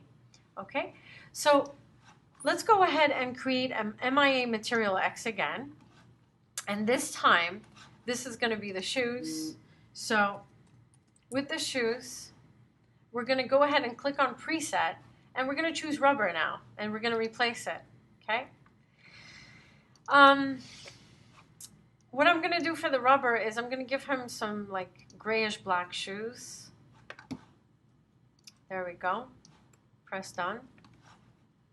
And I really don't want it to be so reflective for the rubber, so I'm going to lower the glossiness, guys. So you can always change the parameters here, lower the glossiness, lower the reflectivity, okay? This is all for you to tweak. Let's go ahead and go into our wonderful front view now. And we're going to tackle this, the shoe area now. Let's go a little bit higher. Oh, we selected some of this. Okay, we're still going to have to manually select some things. All right, once we selected the shoe area, we just missed a few spots. We're going to shift select those. Okay, and all we have to do now is go to our shoe in our hypershade, go to our shoe shader and assign material to selection. Okay, all right. Now, for those of you that want to see a little bit more of the high resolution, you can, you can make sure you can turn on Legacy High Quality Viewport. It's just that sometimes it does slow your computer down, so you definitely don't want to have this on when you're animating, okay? So once again, you can go under Renderer and you can turn on your High Quality Viewport so that you can see it a little bit better. This is something that's helpful here. All right, so the next thing we want to tackle is the face, just like a basic texture that we're going to use for the face. And he's going to be green. So I actually don't want him to have realistic human texture for the face and the hands. I want it to be more of a pearl finish. So I'm going to go ahead and create a MIA Material X again. And I'm just going to call this body. So it's going to be the whole body since we're simplifying it. And in the presets, go ahead and try to use the pearl finish. It's got an interesting effect, okay? Since after all, he is more of a mutant character. And once you do that, you can go ahead and give it that green color. Okay, I'm going to darken it just a little bit. All right, here we go. So now that we have this green color, I'm also going to lower the reflectivity just a little bit more. The glossiness is a little too high, just about there. Okay, we don't really want that. I'm going to diffuse it a little bit, okay? And at this point, what we're going to do is, once again, we're going to switch over to our front view. And we're going to select the faces of the hand, just like that. Okay? And we're going to shift select the faces of the hand, just like that. And we're going to right click and assign material to selection. But we're not done yet. So we're going to also do the face and the neck, which he doesn't really have much of a neck. But let's go ahead and do that up to this part. Actually, just be careful because we already created the metal for the pegs as I was excited to show you the material. So you probably want to just go ahead and do the bottom really quickly, just like that. And then we'll fix some of the missing faces. And then, of course, this part here. And then let's go ahead and go into our perspective view and just add on some of those missed faces that we have. It's not going to take too long. We just want to shift select, okay? Same with the body. We have a little bit of the body showing. We're going to shift select this, shift select, okay? All right, guys, so now that we missed a spot. Make sure you don't miss a spot. Once you shift selected everything for the face, just double check everything. Make sure you didn't select additional faces like I did here. It happens a lot, so be careful, especially if your mouse is very sensitive. Okay, once you have it, you're going to right click and you're going to assign material to selection. Okay, and okay, once you do that, this is what we have. Just very quickly, I want to show you what it looks like when we render. I also want to put in a very simple light here. Let's go ahead, into Create, Lights, and we're going to just put a directional light into the scene. Okay? It's very important to have some kind of lighting. For those of you that want to get a better look for your model, you probably want to try 3-point lighting, but for now, we're just going to put a basic light into the scene. Press W. With the lighting, it's very interesting. If you want to aim it at certain things, you can also use panels, look through selected, and then you're able to actually see through the light's eyes. You're able to see what's going on through the light's eyes. So I'm just going to aim it at our character. Okay. And also just make it a little bit more dim in the attributes editor. Then I'm going to switch over to perspective, back to perspective view. And let's go ahead and render this. Select objects with material, good. Select objects with material, good, okay. All right, so let's go ahead and do a little render and see what things are looking like. Okay, so this is what we have so far. I want to make the lighting a little bit stronger, so we might as well just create the 3-point lighting. I'm going to duplicate the light. I'm going to press Command D and swing the light over to the other side. Press E and rotate. Okay, just like that. I'm going to go to Panels and I'm going to look through Selected. And since this is on the other side now, just going to frame the light so that it's hitting our character from the other side. Go back to perspective mode, and now we have these lights. We can also create a little backlight. We can create, we can use a little area light for that. So go under Lights, and I'm not going to put ambient. I think we'll just use an area light. An area light is a square-looking light, and we're just going to face the back. This will be some of our backlighting here. Once again, Panels, we're going to do look through selected so that we see what the light is seeing right now. This is what we have. We want to make sure that the area light is just ever so lightly giving us a rim or backlight effect. Right there. Makes it look more 3D. Okay, so once we have some of these basic lights set up, and this one is going to be not as strong, probably 0.5 or 4. Make sure that the key light will be the strongest light for you. Let's go to Panels, go back to Perspective. We have the lighting set up. All right, this will be 0.5.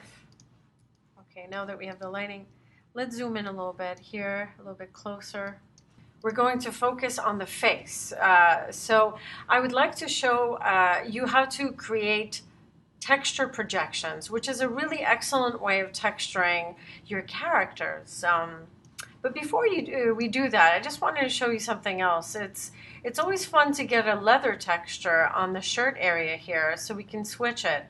If you would like to switch a shader and you don't want to select the faces all over again, there's an easy way to do that. You just select the specific shader, you right click, you select objects with material, and then you're able to switch it to something else. Previously, I created a leather shader. So I'm going to right click and assign material to selection. And now I was able to switch to a leather shader. To show you how to create a leather shader, you basically double click a blend, any blend, and of course you go into the attributes. So if you were to do it from scratch, you would click a blend, double click, click on the checkerboard, and of course Maya offers a nice leather texture to go along with your shader. So this is also a possibility. When you click this leather texture, it gives you the options of what color cells you would like to have. Okay, so it's kind of like the stroke and fill. You're able to change the color, and you're able to also change the cell size, density, spottiness, randomness, and threshold. Okay, so that's a little extra here. And as you can see, when you render this leather here, very quickly, we're going to render the leather. It has a pretty cool effect. So you're able to create this interesting pattern with the leather. Interesting leather texture. Okay, so let us now move on to creating texture projections for the face. I'm going to basically make visible a model that I created previously. Whoops, same exact model. And our goal is to put a face on Frankenstein. So if I were to render this model here, I'm going to go ahead and do a quick render.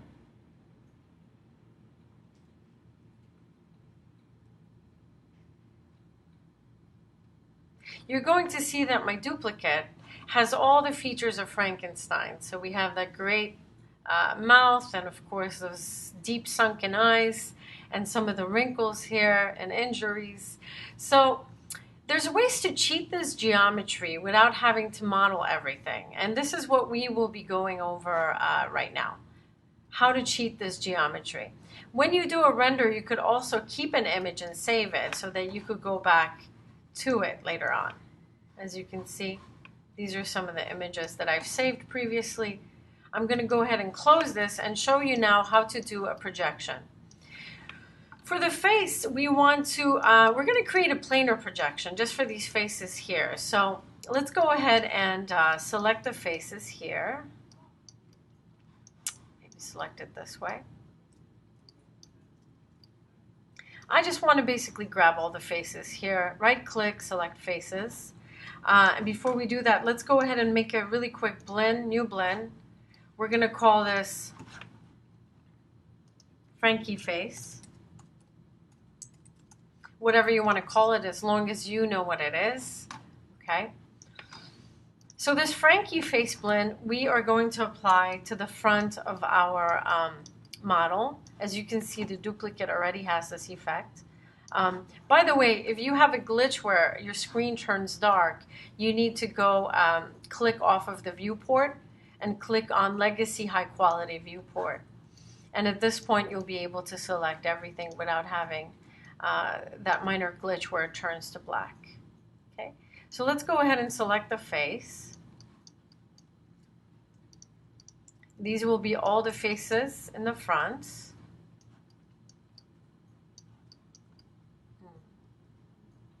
I also think I want to capture some of these outer faces here.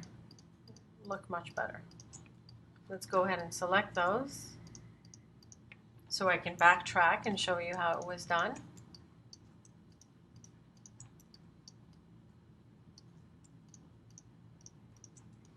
Once you have all the faces selected that you need, I think I went a little bit too far here. That's okay, I guess.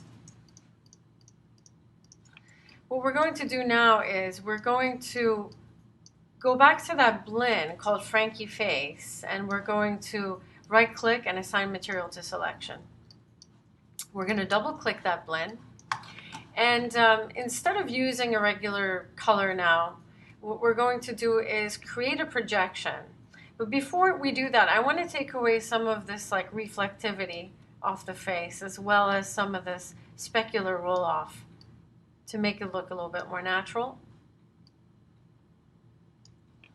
And then we're going to click the little checkerboard box right over here, the little checkerboard box next to color. And once this Create Render Node option opens up, we want to make sure that we find the File tab, and we're going to right-click on it. And once we right-click on this, we're going to select Create as Projection. You're going to notice that as soon as you select that, everything turns black. That's because we have to fit to bounding box. So what we're doing is we're fitting this shader, this image, this texture onto the bounding box, which is that area. And what's nice is later on you can actually shape it and shape the texture and scale the texture. Make sure it's planar for this purpose because he does have a flat face. And what we're going to do is now we're going to grab the image by clicking this little triangle here. And then we're going to click the folder. And we're going to look for the Frankenstein face. And there it is. We saved it as a JPEG. We're going to open it up. And now you're going to see that it's very difficult to see this. That's because we have to turn on that viewport that's very glitchy one more time. And there's our face. There's our facial projection. Okay. Now, in the other model, you're going to notice that I did some additional modeling. And this has to do just with me moving around some edges and vertices, as well as extruding this part for the eyeballs. So, and these are very, very, very, very minor tweaks. So you can do this as well. It's very, very simple. Just it's a matter of moving things. What we want to do is parent this texture to the geometry. So we're going to select the texture node and shift select the geometry, and we're going to press P to parent it. So every time our model moves, and I can demonstrate that very quickly, the texture goes with it. Okay. And at this point, I guess we can give it a little bit of a shape. But before we do that, I want to also show you how to create a bump map. A bump map is a black and white image. It's a gradient image that creates the illusion of relief. So basically, it creates the illusion that something is standing out or sinking. The darks tend to sink and the lights come out. And the way to create this kind of bump map that creates an illusion, once again, it's not additional geometry. It's just the illusion of additional geometry. And it's really wonderful to give you details. I know for some of the more advanced folks, you can also create normals maps and things such as this. But for now, for the purpose of this workshop, we're going to create a simple bump map. So opening up Photoshop, I'm going to show you exactly what I did. I took this green image, and we can go ahead and go back. I took the green image that's the texture, and what I did was I changed it into a black and white texture by going into Image, Adjustments, and then I chose the black and white filter, so you can make it black and white. And then, of course, the presets allow you to change it to a red filter, which will create some additional contrast. You can actually look at some of these filters. Some of them are just, they don't work too well for the purposes. So the red filter here, you see, allows me to change it to what I need. And then in addition to that, I will go into Image, Adjustments, Brightness, Contrast, and I can raise the contrast up so that I create a high contrast between the whites and the darks. And this is perfect for a bump map. The higher the contrast, the deeper the grooves will be. Okay? So now that I have everything, I'm going to compress this file, and I'm going to save it as a JPEG. So you can compress the layer by going to Layer, Flatten Image. You can add additional brightness contrast to the flattened layer. And now what we're going to do is we're going to save this as a bump map.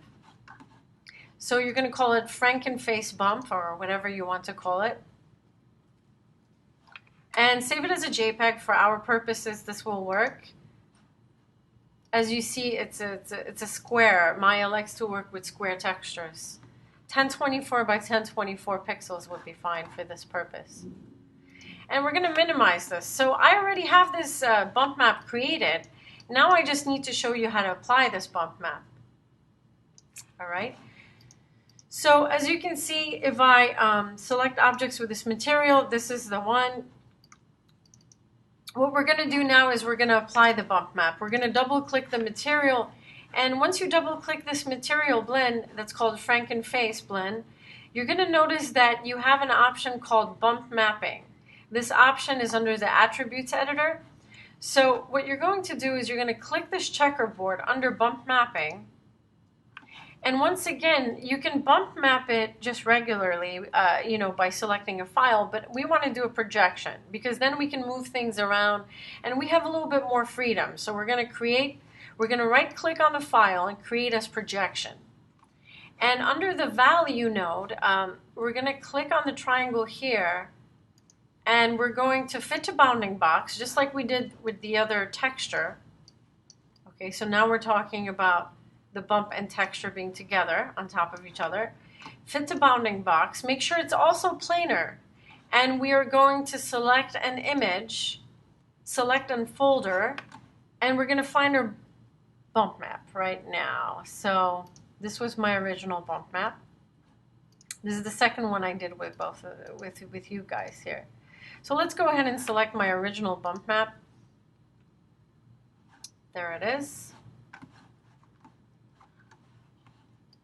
You're going to notice that all of a sudden you have these deep grooves here, and that's the bump map working. It's magic, okay? So let's go ahead and do a quick test render of what it looks like now. We still haven't modeled the face, but we're going to do a quick little test.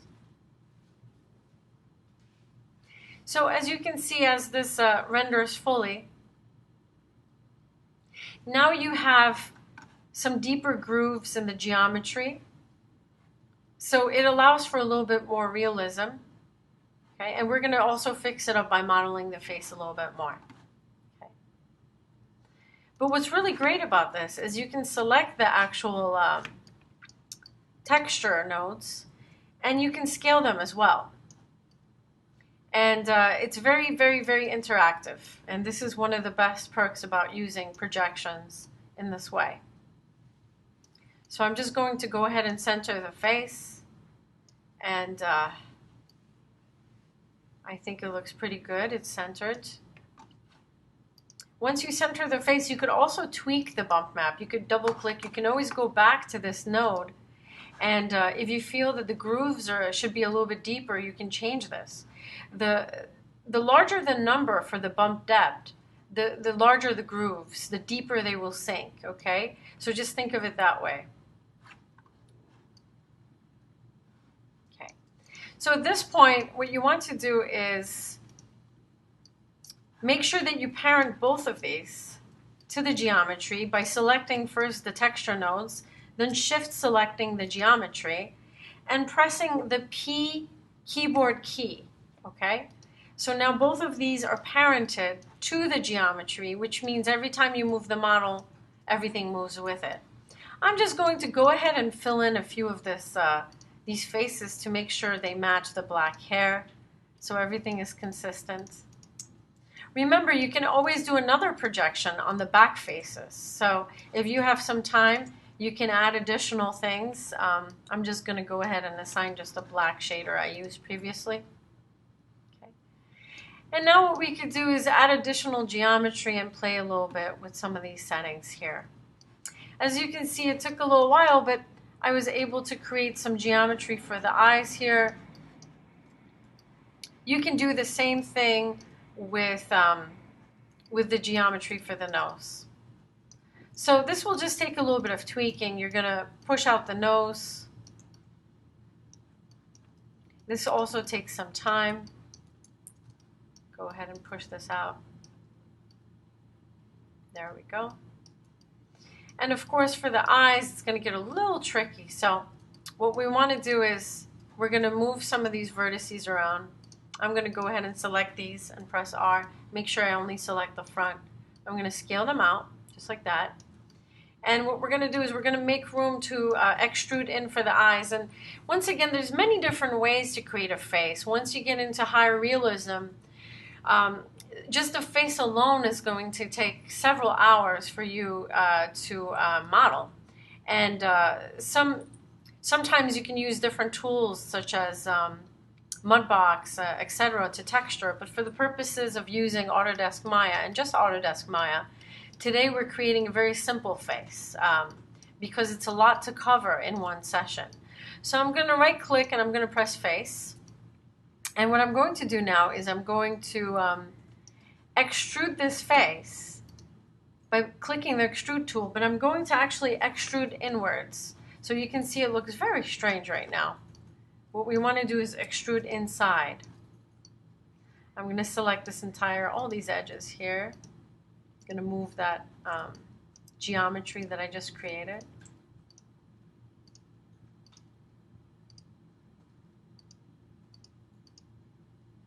What I want to do also is scale it. I'm going to scale it a little bit here. And sometimes you want to do this before you start texturing. That's another thing. But sometimes you just want to kind of go along with it and see how things look and tweak it. So right now I just created this like little part where it's going to be the eye for the model. Okay.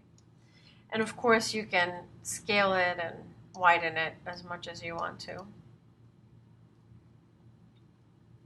Okay. Same thing with this one. So you're going to repeat the steps for this one. You're going to notice that you probably need an additional subdivision, which we can add. But for now, we're going to go ahead and just extrude the face. So click on face. You're going to extrude.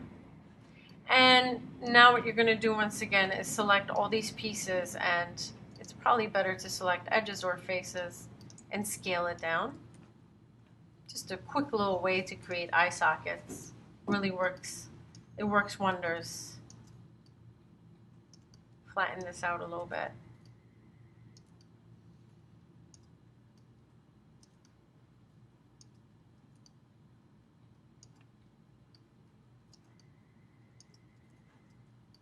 Bring these a little together here. Same with this one.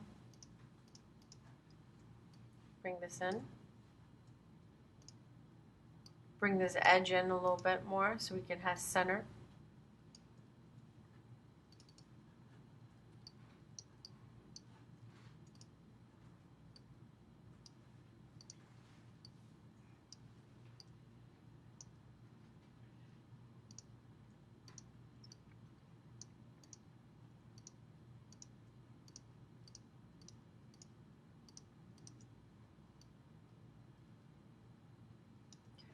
So this creates a little eye socket effect for your character. Always look from the top too and the bottom. Okay. What I'm going to do also is put another level of subdivisions here for the nose, so that we can push out the nose. So we're going to go here and we're going to insert another edge loop here for the nose. Press 1 to simplify the geometry. And now what we're going to do is we're going to right click and start pushing out the nose. We're going to pull some vertices. Once again, just like a very basic shape. Also, when you press 1, it lets you see the geometry in a simplified way, like I mentioned, so you can fix things up a little bit. So now we have a little bit of a more organic looking model. We can pull out the cheeks here a little bit more.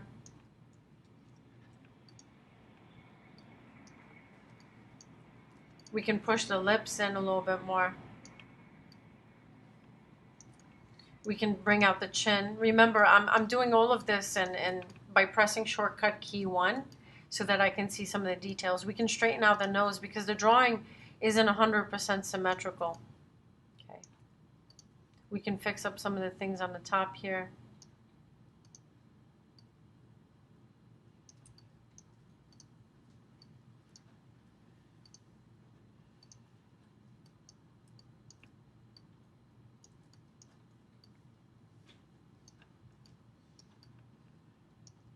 We can take the edge of the nose and push it out a little bit more. Just like that. And then, of course, once we're satisfied with all of this, we're going to press 3 and soften everything up.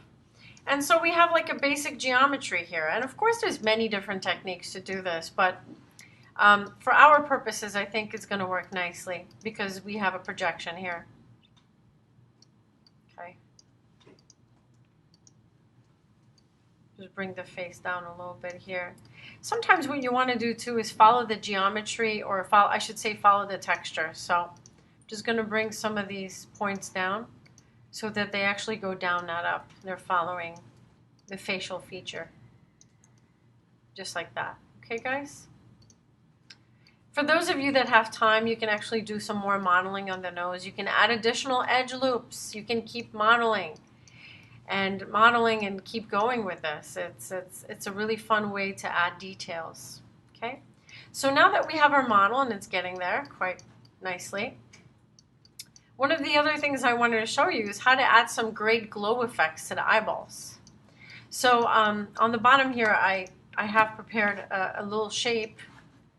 This will be used for the eyeball. Now, we're not going to go for a realistic eyeball today, but we are going to go for a monster eyeball. So we're going to create a glow effect on this monster eyeball. So for one thing, what I want to do is create a blend. And this blend will be used to create the special effect, which will be a glow effect. So let's go ahead and double click the blend. We'll call this glow. And what we're going to do is, I mean, we can always change the glow to a different color, but for now, I want you to focus on the tab that says Special Effects. So what you're doing is you're double-clicking the blend that you named glow.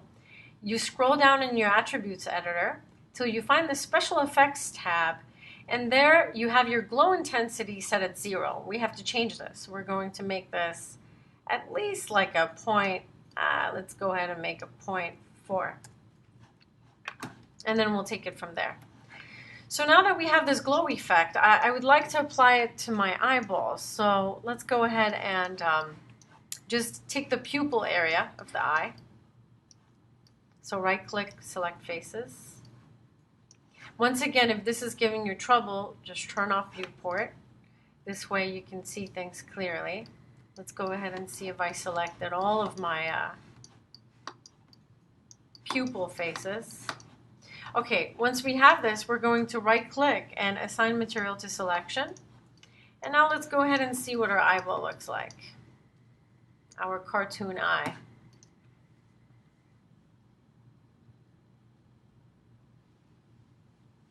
Okay, we have a nice glow effect there. All right, so the shadow here is getting in the way, but the glow looks good. What I'm going to do now is just basically duplicate this eye. And I'm going to first put it inside the eye sockets. And then I'll duplicate it to make the job a little bit easier for me, so I don't have to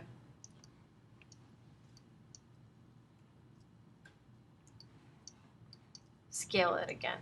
Okay.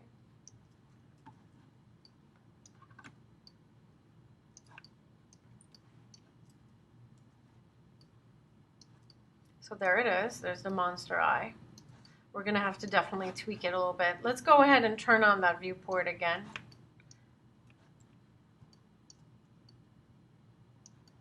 Right inside the eye socket.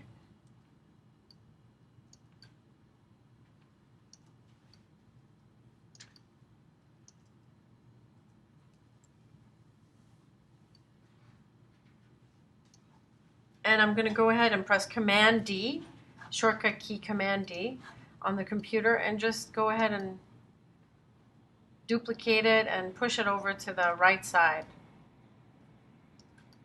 Okay, so now when I render our incredible creation, our monster, and once again I think I missed a cheek here. You can push out some cheeks to give it a little bit more form.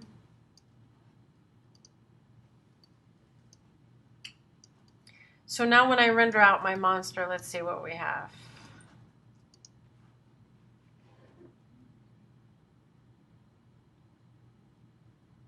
So there it is. There is our Frankenstein cartoon monster. We used everything from projections to basic textures within Maya, to mental ray, textures and shaders to create the metal rods on the right and left side.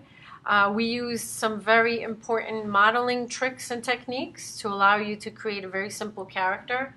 Now, it's really all up to you to get the shadows to look correctly when it comes to the lighting, and to also mold this face and add additional faces and edges. You can also do some wonderful details here by giving him some dark fingernails. That's always a fun touch, especially if you're creating a Halloween animation or some kind of commercial for a client that requires a monster bash. So we're going to right click, assign material to selection, and there it is. We have some dark fingernails. The only thing that we're missing now is a background for these two Frankenstein characters. Let me go ahead, since I have doubles here, let me go ahead and duplicate those eyes again. I can take the eyeballs and I can duplicate them and just move them over to the other model. So we have the two of them side by side.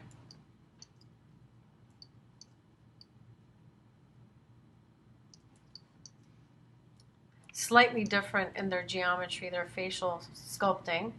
And now what we're going to do is give them a nice background. So let's go ahead and make a plane for the background. First, they need to be on some kind of a floor. And you can see that beautiful poster of an angry Frankenstein face, which I'm going to change. I set that as my default texture, but that's all going to change in a second.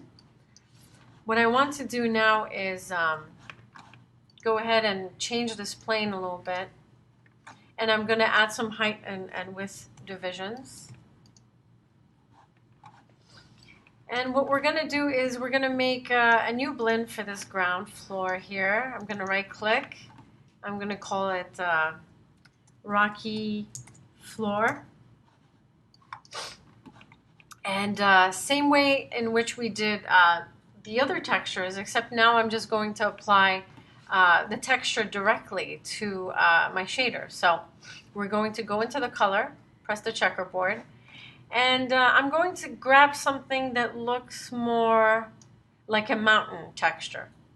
So let's go ahead and do that. Let's create a mountain texture. And with this mountain texture, we can choose the color. So instead of snow color, we can go ahead and make it like a darker color and choose the color for this and change it up a little bit. Okay. Also, you control the roughness of the surface as well as the boundary. So all these parameters can be changed here. Once you have it, all you have to do is, let's go ahead and turn this off really quickly. All you have to do is select your floor geometry, right click and assign material to selection, and there it is. We have the floor geometry. I'm going to press R and just increase it. So when you apply these textures directly, you also get to change their placement. Okay? If you click here, you have additional options to change the texture placement. In your attributes editor, you just click until you get the place 2D texture node, and you're able to do a lot of different things. For example, you can rotate the texture. As you can see, it's rotating.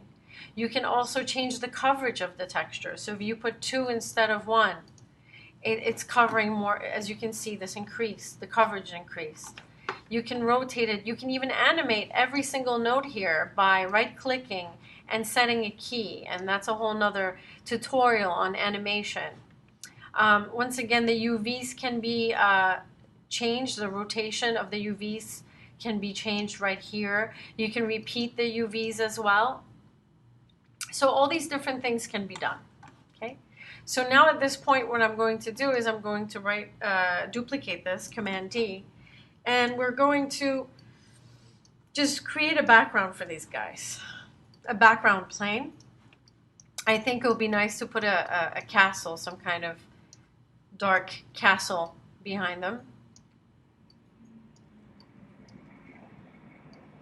So I'm going to create a new blend for the castle. Just go ahead and create it.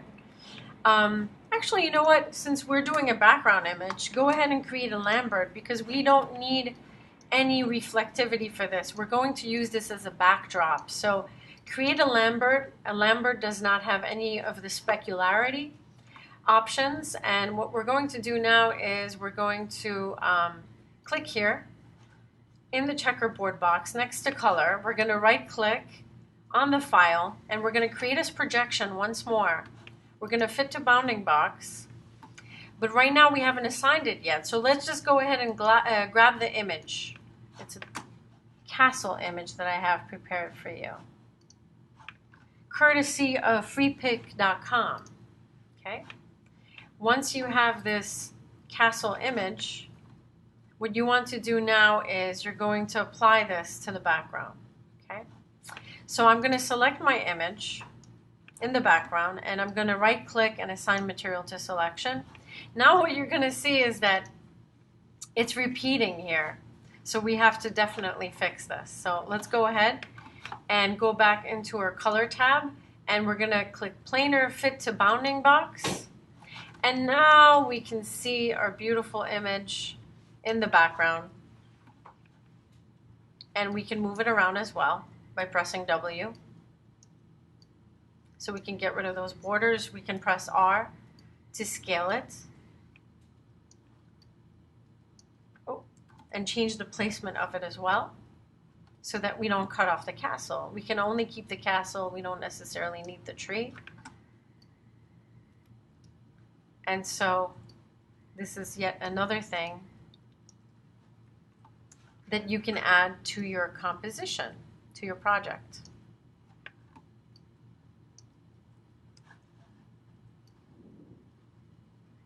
I think this will work nicely. And it all depends. You have to also think about what's going to be rendered in the scene. So if your camera is going to shoot from this point on, you probably don't want to have so much of that castle. You don't have to worry about it being cut off. So it all depends on how you choose to render your scene. I think this will look a little bit better. You can also increase the area here of the surface that it's on and grab the entire piece of the composition, and there it is. So if we render this right now, this is what we're going to get. Let's make the floor a little bit bigger.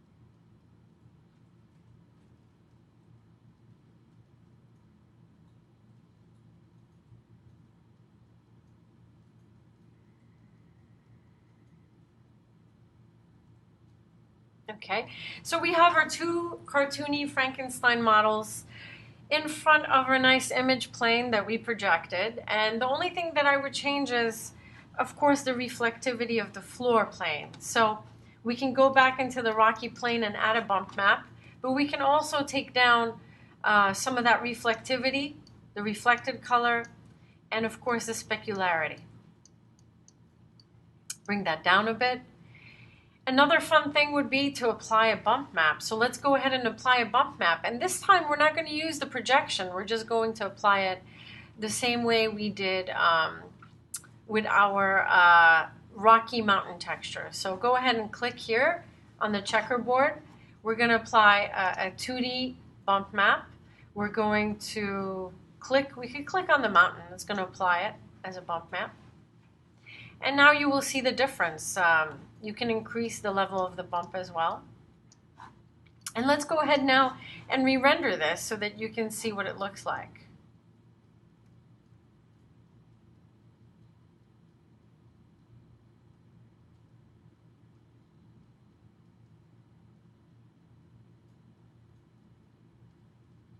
Okay.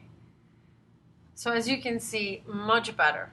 The next step would be saving this model into OBJ format so that we can create a 3D print out of this. And how do we do that? The first thing we want to do is we want to select the eyes which I already did. And you're going to do something like this. You're going to select the eyeballs. Let's go to the twin of the Frankenstein. And you're going to shift select the body. And what you're going to do is you're going to press combine. And this will create the model with the eyes together, so they cannot be separated. The eyes will be part of the body permanently. Once you combine those two parts of the geometry together, what you're going to do now is you're going to export the selection as an OBJ. In order to export as an OBJ so that it's a 3D printer friendly format, you have to turn on a plugin. So let's go to Windows, Setting Preferences, and Plugin Manager. In the Plugin Manager, you need to look for the Export OBJ plugin. So let's go ahead and take a look over here. It's usually on the bottom here. There it is. So once you find the OBJ export bundle, you need to turn it on and load it. So make sure it's loaded and auto load, and you're going to refresh. We're going to minimize this. Now we're going to select our model, and we're going to go to File, Export Selection. We're going to click on this Options box. And instead of exporting as Maya binary, now we can look for the OBJ format, which is right here, OBJ export. And this format is very 3D printer friendly. Most 3D printers will be able to read the OBJ format, and you can create a print using either ABS material or PLA material.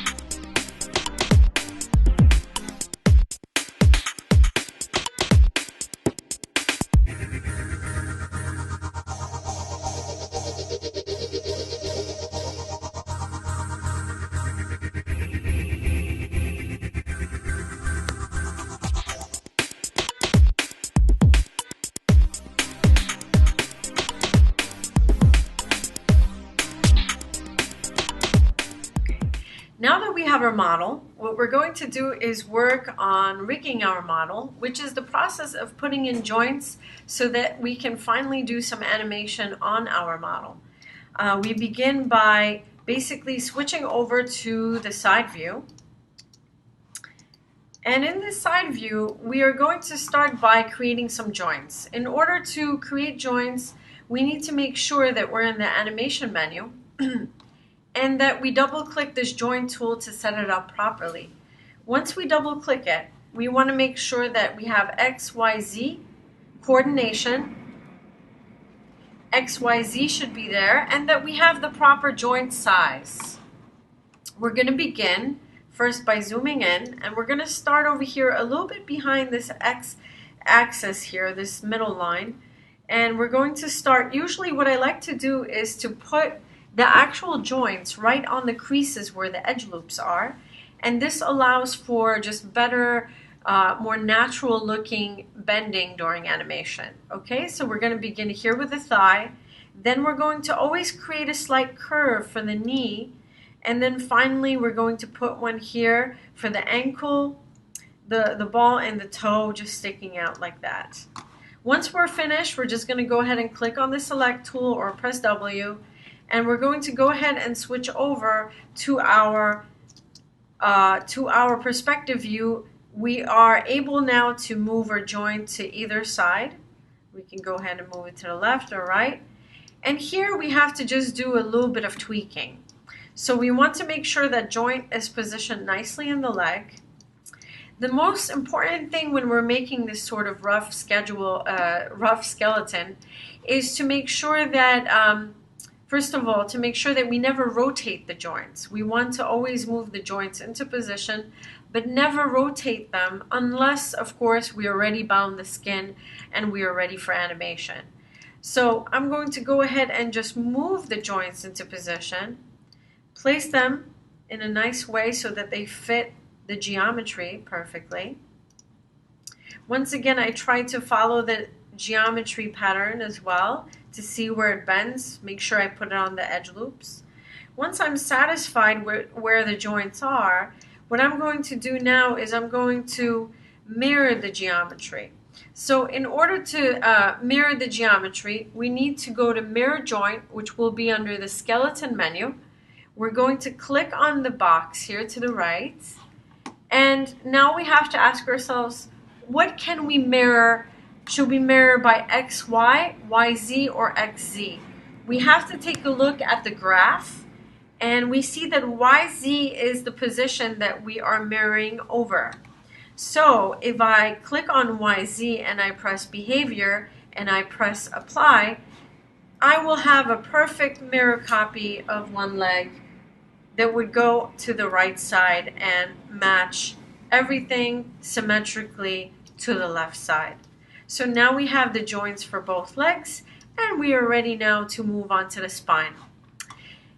With the spine, we need to make sure that we move to our right view once more. And my suggestions for the spine is also to follow the contours here of the geometry. Follow the edge curves here. We're going to go ahead and select the joint tool, and we are going to go ahead and make just a few points for the spine. We're going to begin somewhere close here, so that would be behind this line here. 1, 2, 3, 4. A little bit of a curve. He doesn't have much of a neck, so what we're going to do is just go here up to the chin. That's going to be his neck. And of course, we're going to make another joint for the head. And this will be a little trick I'm going to show you later. I'm going to go ahead and make this, and this will control the eyes if needed. Once we're finished with this, you can go ahead and press spacebar. And now you can see your spine. Another suggestion I have is to help you do the painting skin weights. You're going to notice that when you paint the skin weights, which is when you combine the mesh to the geometry, to the actual skeleton, you're going to have some problems where some of these vertices here are displaced because they don't have any nearby joints. So one of the ways that I prevent that is by adding additional joints to the torso. And this is what I'm going to be showing you how to do. In order to add additional joints to the torso, all you have to do is, once again, click on the joint tool. And what we're going to do is just right here, we're going to click and extend that joint, additional joint, click off of it. We're going to do the same thing here, click on that joint, extend it, following that edge loop. Once again, we're going to click here, extend that joint, following the edge loop. And same thing for this one. This will be the last joint of our torso, our spine. Just go ahead and click and extend this. And you're going to see that when we switch over to the view, perspective view, it kind of looks like a dinosaur bone here. Why are we doing this? Once again, we're doing this so that these joints here control the belly. So that the belly here, the torso, is not controlled by any other joints. This will allow for better rigging, for better skinning methods. It's a technique I use. Okay. So the next thing we want to talk about is how do we put these into layers so that we can take care of the arms now from the top view, so that we don't have other parts of the skeleton be in the way of our final rigging process. In order to do so, we are in need of our channel box. If you cannot find your channel box, make sure you go to Display, UI Elements, and click on your channel box, your layer editor. You will see your channel box with your layers to the right. And in order to create a new layer or to add things to a layer, you simply do this. You select your skeleton. You shift select the different pieces, you go to layers, and you just create layer from selected. Once you do this, make sure that you name the layer by double clicking it, just like all the other applications like Photoshop, Illustrator. You basically name the layer by clicking inside, and we are going to go ahead and put a name and a color just for our sake and press save. Skeleton, let's give it a unique name, 01. Okay, so now we are ready to hide this skeleton, and this will allow me to put the arms in here very quickly from the top. I'm going to go ahead once again, grab the joint tool, which is found under the animation menu, and I'm going to go ahead and start with the shoulder. I'm going to click here, then I'm going to make a curve here for the elbow. Then I'm going to go ahead and make a click here for the wrist. And from here, we are able to create the fingers just by clicking like this. Click off of it. Once again, click again to add. Just like that. And once again, click here. Every time it's going to bend, you obviously need a joint there. So click again for the index finger.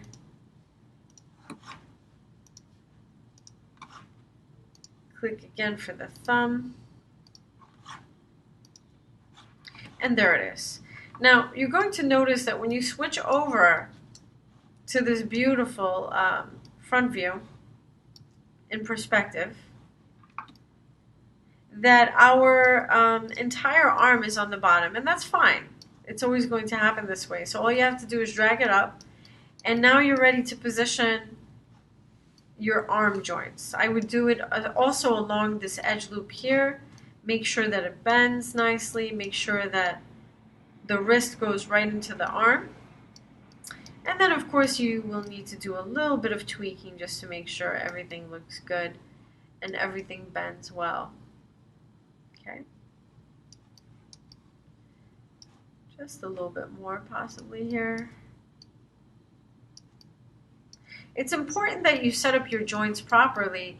It will make a huge difference when it's time to animate, knowing that you really paid attention to the joint order. And for example here, let's take a look at our joint. I'm going to actually do a little surgery we are going to add an additional joint here for the pinky. So how do we do that? Once again, in order to add anything, let's go ahead and go back. And this is also a good lesson for you in case you have to add any additional joints. Go ahead and click here and click here. So now we have an additional joint. So it's every time it bends, you should basically have a joint. Another thing I want to show you is in case you want to change the size of your joints, you can always click on your joints. For example, these, let's say, or these, and go into your channel box. You're going to notice the radius here of that joint. You can always change the radius by typing in a smaller number or a bigger number. And this allows you to sort of organize your joints by size as well, so that sometimes they don't appear too huge and they cover up some of the geometry. Okay? So that's what we have. Make sure also for the thumb you place it correctly. All right. So now that we're ready, we have like a basic skeleton here. We have the arm. It's looking good. Just a little bit in here. Okay, now that we're ready, what we're going to do is we're going to go ahead and mirror again. So we're going to press apply. You're going to notice it nicely put it on the other side. You have to pay attention. Make sure if your model is not 100% symmetrical, and if you didn't make it exactly on X, it's not going to always mirror properly. So my recommendation is always when you create your models, make sure that you do it symmetrically. You do it using an image plane, and that you also create it on the 0 point, which is the X. Okay. So what I'm going to do now is I'm going to go ahead and add these to my skeleton layer, add selected objects. And now it's time to parent my skeleton. Okay. So what I'm going to do is I'm going to take my arm here, and I'm going to go ahead and parent it to the closest spine joint, and go ahead and press P. So once again, you select the child, and then you shift select the parent or the closest joint, and it's not this additional joint. It should be the joint here that's part of the spine, and you press P, and now they're basically connected. The next thing I'm going to do is I'm going to take this root joint and make it the parent of these thigh joints. So I'm going to go ahead and actually what we can do is shift select both of these, and then finally shift select the root joint, not the helper joint, the root joint, and press P. And now we have our full skeleton that's completed. The next thing we need to do is put some controllers for our skeleton rig. And how do we do that? Well, we're going to use an IK handle. What are IKs great for? First of all, you are going to need an IK handle if you're going to do a walk cycle. It's very important that you use an IK handle to do a walk cycle, because it gives you the option of stickies, so that your feet will stick to the ground and that you will have no problems with the walk cycle. Otherwise, your model will be doing a moonwalk. Okay? So the first thing we need to do is make sure that we choose the rotate plane solver. Once we select the rotate plane solver, we want to make sure that the stickies are on. And we are going to create this IK, which is an inverse kinematic controller. We're going to start with the thigh. We're going to click on the thigh, and then we're going to click on the ankle joint. As soon as you do that, you're going to notice that you have this triangle here pointing towards the front, which means we did the right thing. It's correct solver that we used. Okay, it's the shape of a pole vector here. And we're going to go ahead and do the same thing for the other leg. We're going to click on the thigh, click down, and there it is. We have two IK handles. For the arms, I'm going to leave it as forward kinematics, which means that all the action will be done by rotating the joints forward, because he's not going to be really climbing or doing push-ups or sticking to a wall. So I have all the variety of free motion here where I will be able just to simply, once it's rigged, rotate the joints. Not now. Meanwhile, the IK handle is really all about moving the leg into position. So that's the difference. Here we are actually using the W tool, which is move, once we rig it, and here we are rotating the joints forward. The next thing that we want to do is name all of our joints, and this can be done in several ways. This is an intro course, so I'm going to try to go nice and slow and cover all the details without confusing you too much and using too many quick shortcuts. But the proper way to name joints, you can name joints in the attribute editor. You can name joints in the, not only in the hypergraph, and I'm going to show you that right now. Let's go ahead and look at that really quickly. Under Windows Hypergraph, you're able to see the entire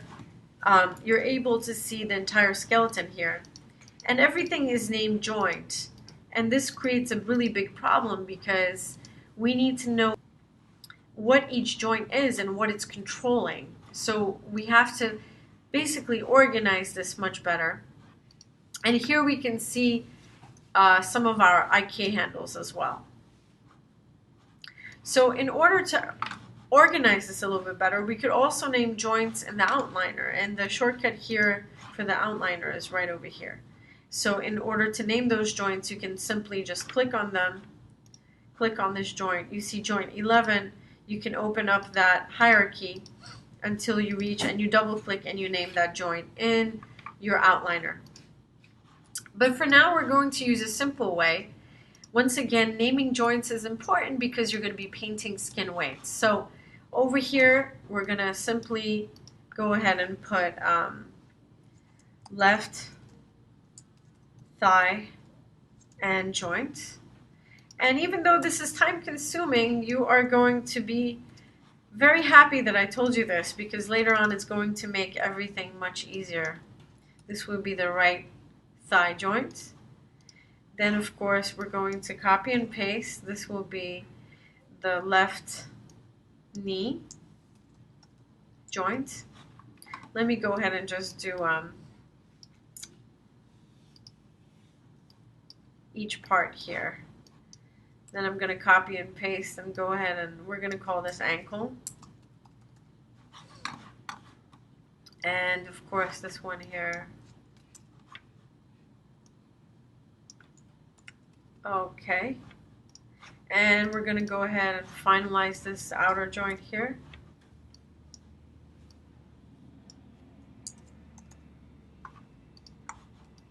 Okay. All right, so the same thing applies. We've named this. Now we're going to go ahead and transfer this over. So you can just go ahead and copy this over here. And all you're going to do is change it to right. Same here. All you're going to do is copy and paste the name and change everything to right. And everybody has a different method. If you just want to type it, you can do so as well.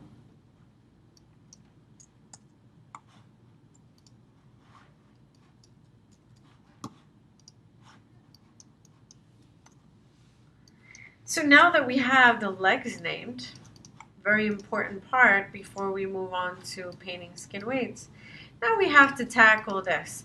This we will call the root joint, because the root controls everything. Usually the pelvis here will control everything, the pelvic joint. And with this root joint, we are going to go ahead and take this, and this will be our spine. Spine 1. And your naming convention can change based on what you like. It's really there for you, unless of course you're rigging for someone else, and then you have to give all the details. But it's always good to keep things organized. This will be spine 2.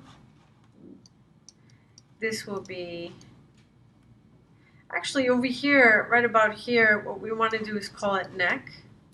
So let's go ahead and just go ahead and put neck. Neck 1 joint. All right, this will be the top of the neck. So we're going to go ahead and call this neck 2 joint. All I'm doing right now is just naming things. And let's go ahead and we're going to call this the head, main head joint. Now here's the tricky part. As far as the eyes go, if you're going to be controlling the eyes separately, right now the eyes are actually combined, but if you have a rig where the eyes are moving separately, you can always just go ahead and create a controller and parent those eyeballs to those joints here.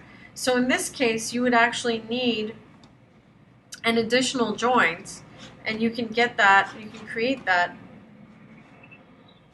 Let's go ahead and create that here.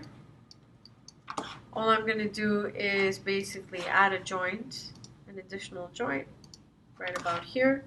I'm going to use the snap to point, guys, which is right over here. You can snap to point, and you can just grab that joint and just snap it to that eyeball, right about there. Usually it does a good job snapping to point. Sometimes it gets a little too sensitive, okay?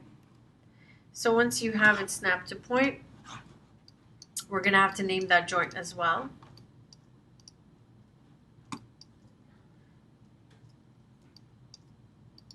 Okay, so we're going to call this left eye joint. And we're going to go ahead and move on to this. And this is the more tedious process where you actually have to have patience. And we're going to call this the right eye joint. Okay. So I think at this point, we've named everything. We want to make sure everything looks good. And now it's time to set up some more controllers. So we talked a little bit about how the IK is a controller that allows the rig to basically move forward during a walk cycle and stick to the floor so that the feet are not sliding. And it's also based on inverse kinematics, where we're moving the entire rig forward to a goal position, okay? So the next thing we want to do is I'll show you how to create an additional controller. Now, how many controllers you create is really up to you.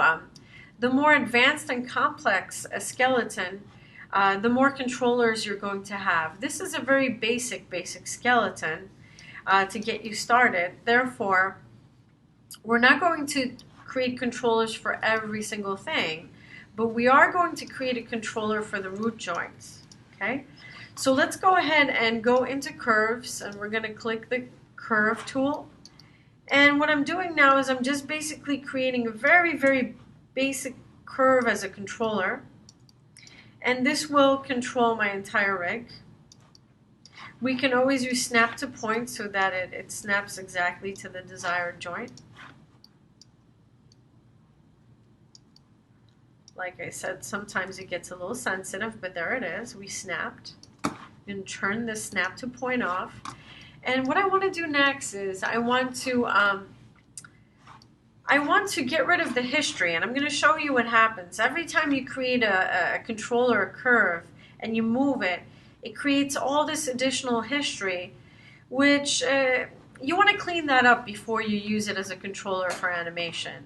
So what I'm going to do is I'm going to do modify, freeze transformations, and that zeroes everything out. It zeroes all those inputs out. Okay? So now the question is, how do we create a controller so that the circle controls the entire model and I don't have to always go looking for my root joint in order to move my entire skeleton? How would we do that? We need the circle to control the entire skeleton. So we would use something called a constraint and orient and a point constraint in this sense, and I will be demonstrating to you how to do that. So we're going to go ahead and select the circle, And we're going to go ahead and select the root joint, which is not this one, it's the part of the spine, the original joint.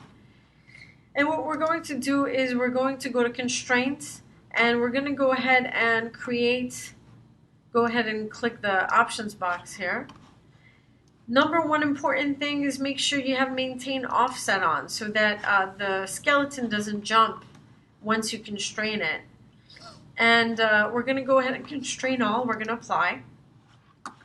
The next thing we're going to do is we're going to go to constraint, and we're going to go to the orient constraint, maintain offset, and we're going to apply. And now we're going to see if everything went nicely. If we did our job properly, we did, of course. We have our skeleton move. So now this constraint, this controller is in charge of everything, including rotation, including movement. So it's in charge of the orientation. It's an orient constraint, but it's also a point constraint. Notice that every time I test my skeleton, I always press Command Z to go back so that I don't mess up the placement and I don't create additional data here. Okay, so that every time I'm testing it, I make sure that if I test it, I do Command Z to go back to the 0 state. Okay, so what we did was we applied this point and orient constraint to the root joint, and you can go ahead and do that to virtually any joint. We could basically do this for the entire skeleton. Okay, so one of the most important things is to remember that rigging is the process of making the animation process simpler for the animator. Okay, so when you're doing the rigging, the whole goal is to make the entire process one that's simple and fun for the animator. All right. Once we have the basic rig ready, we are now ready to bind the skin. Now I encourage you to put additional controllers for the arms, for the neck. In fact, we can do one more. We can go ahead and create the circle controller once more, and it can be any kind of curve that you like. You can design your own curve. Okay. Let's go ahead and create one for the neck. What I'm going to do once again is I'm going to snap to point. I'm going to go ahead and snap to point and find that neck, which is right about here. Once I'm done, I'm going to turn off snap to point. And I'm going to go ahead and make this controller a little bit smaller. And you're going to notice that the reason why I have this controller here, actually I'm going to move it up a little bit more, is because he doesn't have much of a neck. I don't want to go looking for it. So let's go ahead and make a controller for the neck in the same way.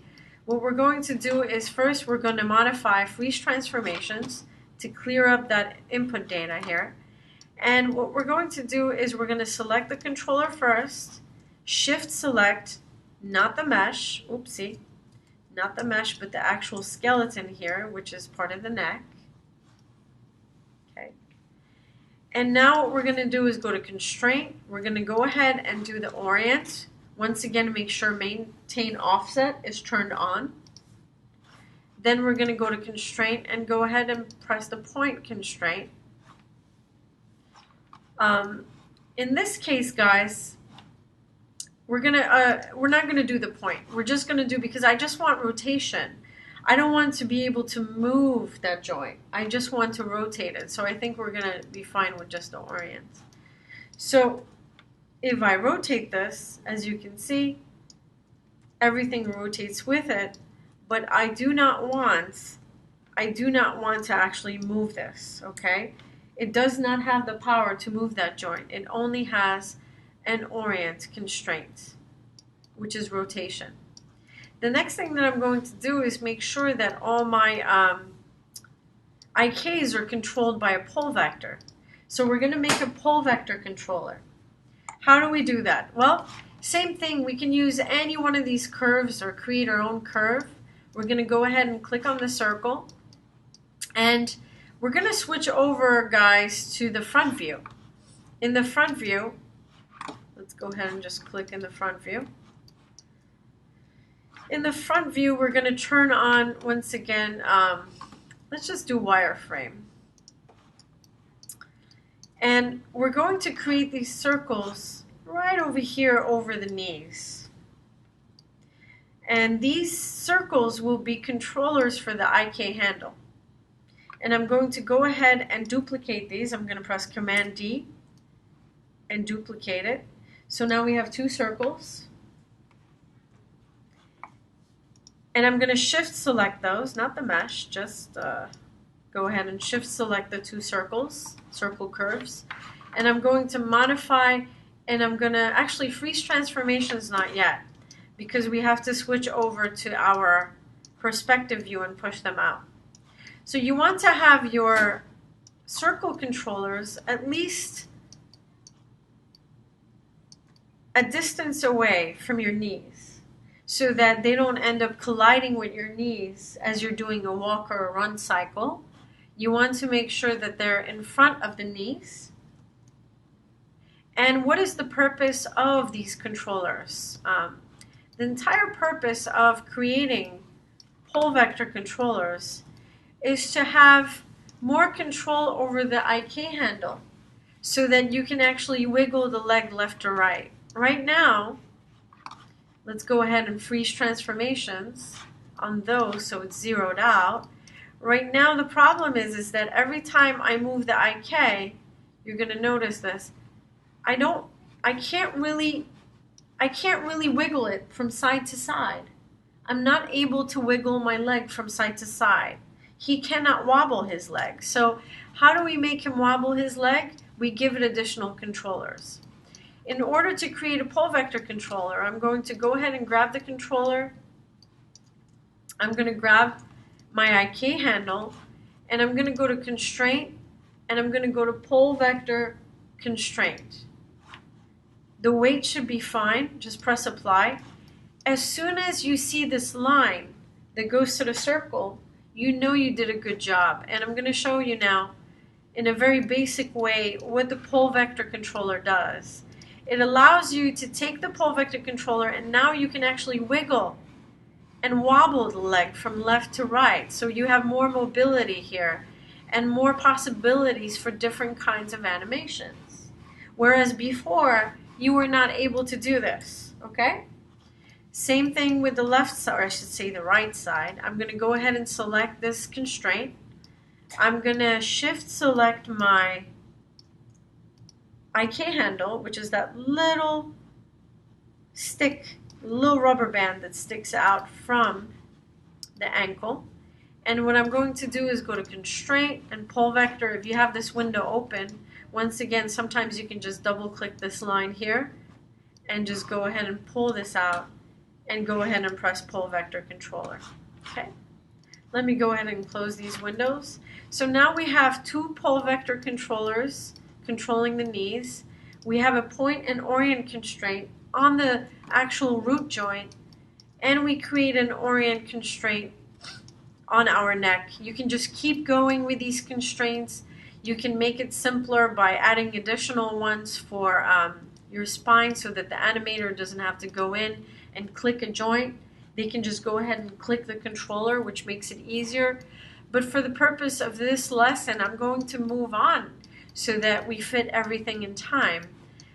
With just these controllers, I'm going to go ahead and select the top controller, shift select the root controller, and parent the neck controller to the root controller by pressing P. So now every time the root controller moves in space, it takes the neck controller with it, okay? I'm going to do the same thing for the knees. We don't want them to be left behind. The pole vector controllers for the knees, I'm going to shift select the pole vector controllers and then shift select the root joint controller last and press P. P for Peter, okay? That parents these controllers to the actual root controller. Once again, you're going to take this one, shift select that one. Finally, you're going to shift select the last controller, which is the root controller, and press P for parenting. So what happens now? Well, Every time you select the root controller, everything else is selected. We are ready to move on to a process called skinning. Even though we didn't create controllers for everything, for the hands, for the arms, which you will have time to do, you could put circles around each one of these, or squares, or different shaped curves. We want to move on to something called skinning, which means that we are going to bind this skin to this skeleton, okay? How do we do this? Well, number one thing that we want to do is, first of all, I want to delete any kind of history on this model so that we start nice and fresh. So I'm going to modify, freeze transformations, and I'm going to edit, delete by type, history. So at this point, there is no history on my model, and I'm able to go ahead and skin this, connect this to my skeleton. So I'm going to take the mesh once more, and I'm going to shift select the skeleton, the root joint, and I'm going to go ahead and go to skin. And there are different choices in skin. One of them is called smooth bind, and this is what we're going to use. We're going to go ahead and use the smooth bind options box, open it up, and the default preferences should work nicely. I'm just going to switch the influence here to 4. That's going to work better for me. Allow multiple bind poses is really great if you're using blend shape deformers and different bind poses. But for now, it's not necessary. You can leave this on. We want to bind to joint hierarchy, closest in distance. What this simply means is that every joint is going to attach itself to the mesh that is closest to it. Okay, so to the mesh, to the vertices that are closest to it. And what we're going to do is we're going to press apply. And as soon as your model turns purple, you know that you have a bound skeleton that is ready for some painting skin weights. Let's go ahead and test our skeleton. Now, what I encourage you to always do at this point is to save your model. So in case anything goes wrong while you're testing your skeleton, you're able to save your model. Okay, so always do save scene as. Make sure that you save it well. I'm going to go ahead and name it 13. Make sure you save it in your Maya folder. All right, for testing the skeleton, we're going to need to do a few things. First of all, it's advisable to, on 1, create a bind pose. So I'm going to go ahead and select some of these controllers before I start animating.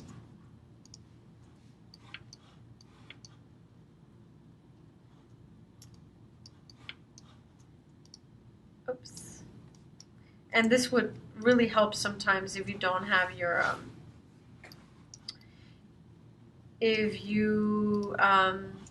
it's really advisable that you have your controllers, because then you don't have to look for things. Okay, so once you have all your controllers, make sure you shift select this. Once these are selected, you're going to select these pole vector controllers. You're going to select this controller as well and this controller as well. And what you're going to do is you're going to key select it. Now, if you want to do them one by one, that's fine too. Okay, so for now, since we have the pole vectors, you can shift select the pole vectors. And you can go ahead and press S to key them. So this is the original position. So you're going to key the actual movement. You're not going to rotate these pole vectors. You're just going to move them. So you're going to key the movement. The next thing you're going to do is you're going to key the movement on this one as well. With the IK handles, we're going to create a bind pose. So you're going to shift select the IK handles once again. And you're going to press S. S is the shortcut to set a keyframe. So what are we doing? Ladies and gentlemen, what we're doing here is basically we're creating keyframe on the original bind pose before we start animating and testing anything. We're going to do the same thing for here. we're going to go ahead and press S. But this one is interesting because the root joint is able to rotate. So we're going to switch over to the E tool, and we're going to also keyframe the rotation. We're going to do the same thing here. For rotation, we're going to press S. Now that we've keyed all the controllers, we're able to do a little bit more testing. So we're going to probably run into some problems because we need to paint skin weights. And how do we paint skin weights? That will be the next thing I will be showing you. So once again, we're going to do a little test. So in order to do a little test on one, we're going to press S and set a keyframe. And then maybe like on 10, we're going to go ahead and rotate that joint forward and press S. Okay? And now we see that everything's moving, but there are problems here. You see, Maya doesn't really sometimes understand when we bind things to closest to proximity, it actually thinks that this ear, I should say this metal peg, that this joint has control over this metal peg, and we need to take away that influence, okay? Another problem that I'm seeing, and this is very common, is that when we rotate these joints, we see that also the torso is moving here, okay? And it doesn't look very natural for the torso to move like this, like a gummy bear torso. So we want to change some of those problems. So what we're going to do is we're going to actually rotate it to the extreme and see how far we can push it. And then rotate it back all the way here and see how far we can push it. Okay? And press S. For those of you that are comfortable, you can always turn on also the auto key tool, which automatically sets the keyframes for you. Okay? So let's go ahead, and now we're going to do something called painting skin weights to fix these problems. There are several ways to paint skin weights, but among the many is using the component editor and just the paint skin weights tool. Okay. So one of the things that we're going to do today is we're going to go ahead and we're going to paint the skin weights in a very common way. I guess the first way I'm going to show you is to go to Skin and go to Paint Skin Weights tool and go ahead and open up the options box. Okay. Now you're going to see in the options box, this is the exact reason why you have to always name your joints. Otherwise you will not know which joint belongs to which part of the skeleton. Okay? And which joint belongs to which part of the mesh. And you won't know what to paint. So what we're going to do now is we're going to select our model. Then we're going to click this shortcut, which is the Paint Skin Weights tool. You're going to notice that if you select some of these, it's a big mess. For example, wow, a big mess. So we need to paint on or paint away influence. In order to paint influence, what we need to do is set the values. So the value is that of 1, which means we're going to paint influence. You could also change the brush. We have a soft brush that we can use. We can begin by painting in that influence. Now you're going to notice when you paint the influence in, it appears in other places. This is why it's not one of my favorite ways to paint skin weights. So the next thing I'm going to show you is how to actually use the component editor to paint skin weights instead of painting it this way. Because this way, it's a little bit difficult to paint additional influence into the body. Okay? So in order to paint skin weights, what we're going to do is we're going to try a different method.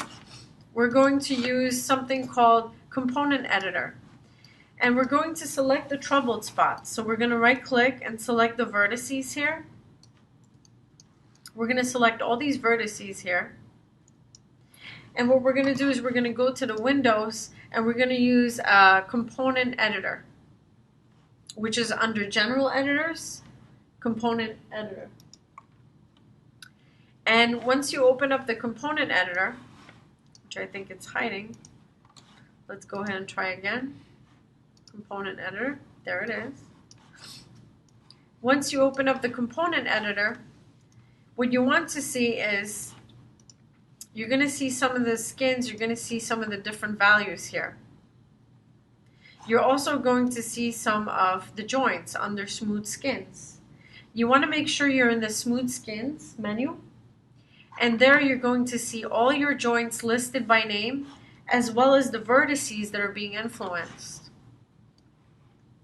So one of the things that we're going to do is we're going to zero out influence. First of all, we selected these vertices here that are part of the little metal peg. They should belong mostly to the neck and the head. They should not belong to any other joints such as the spine.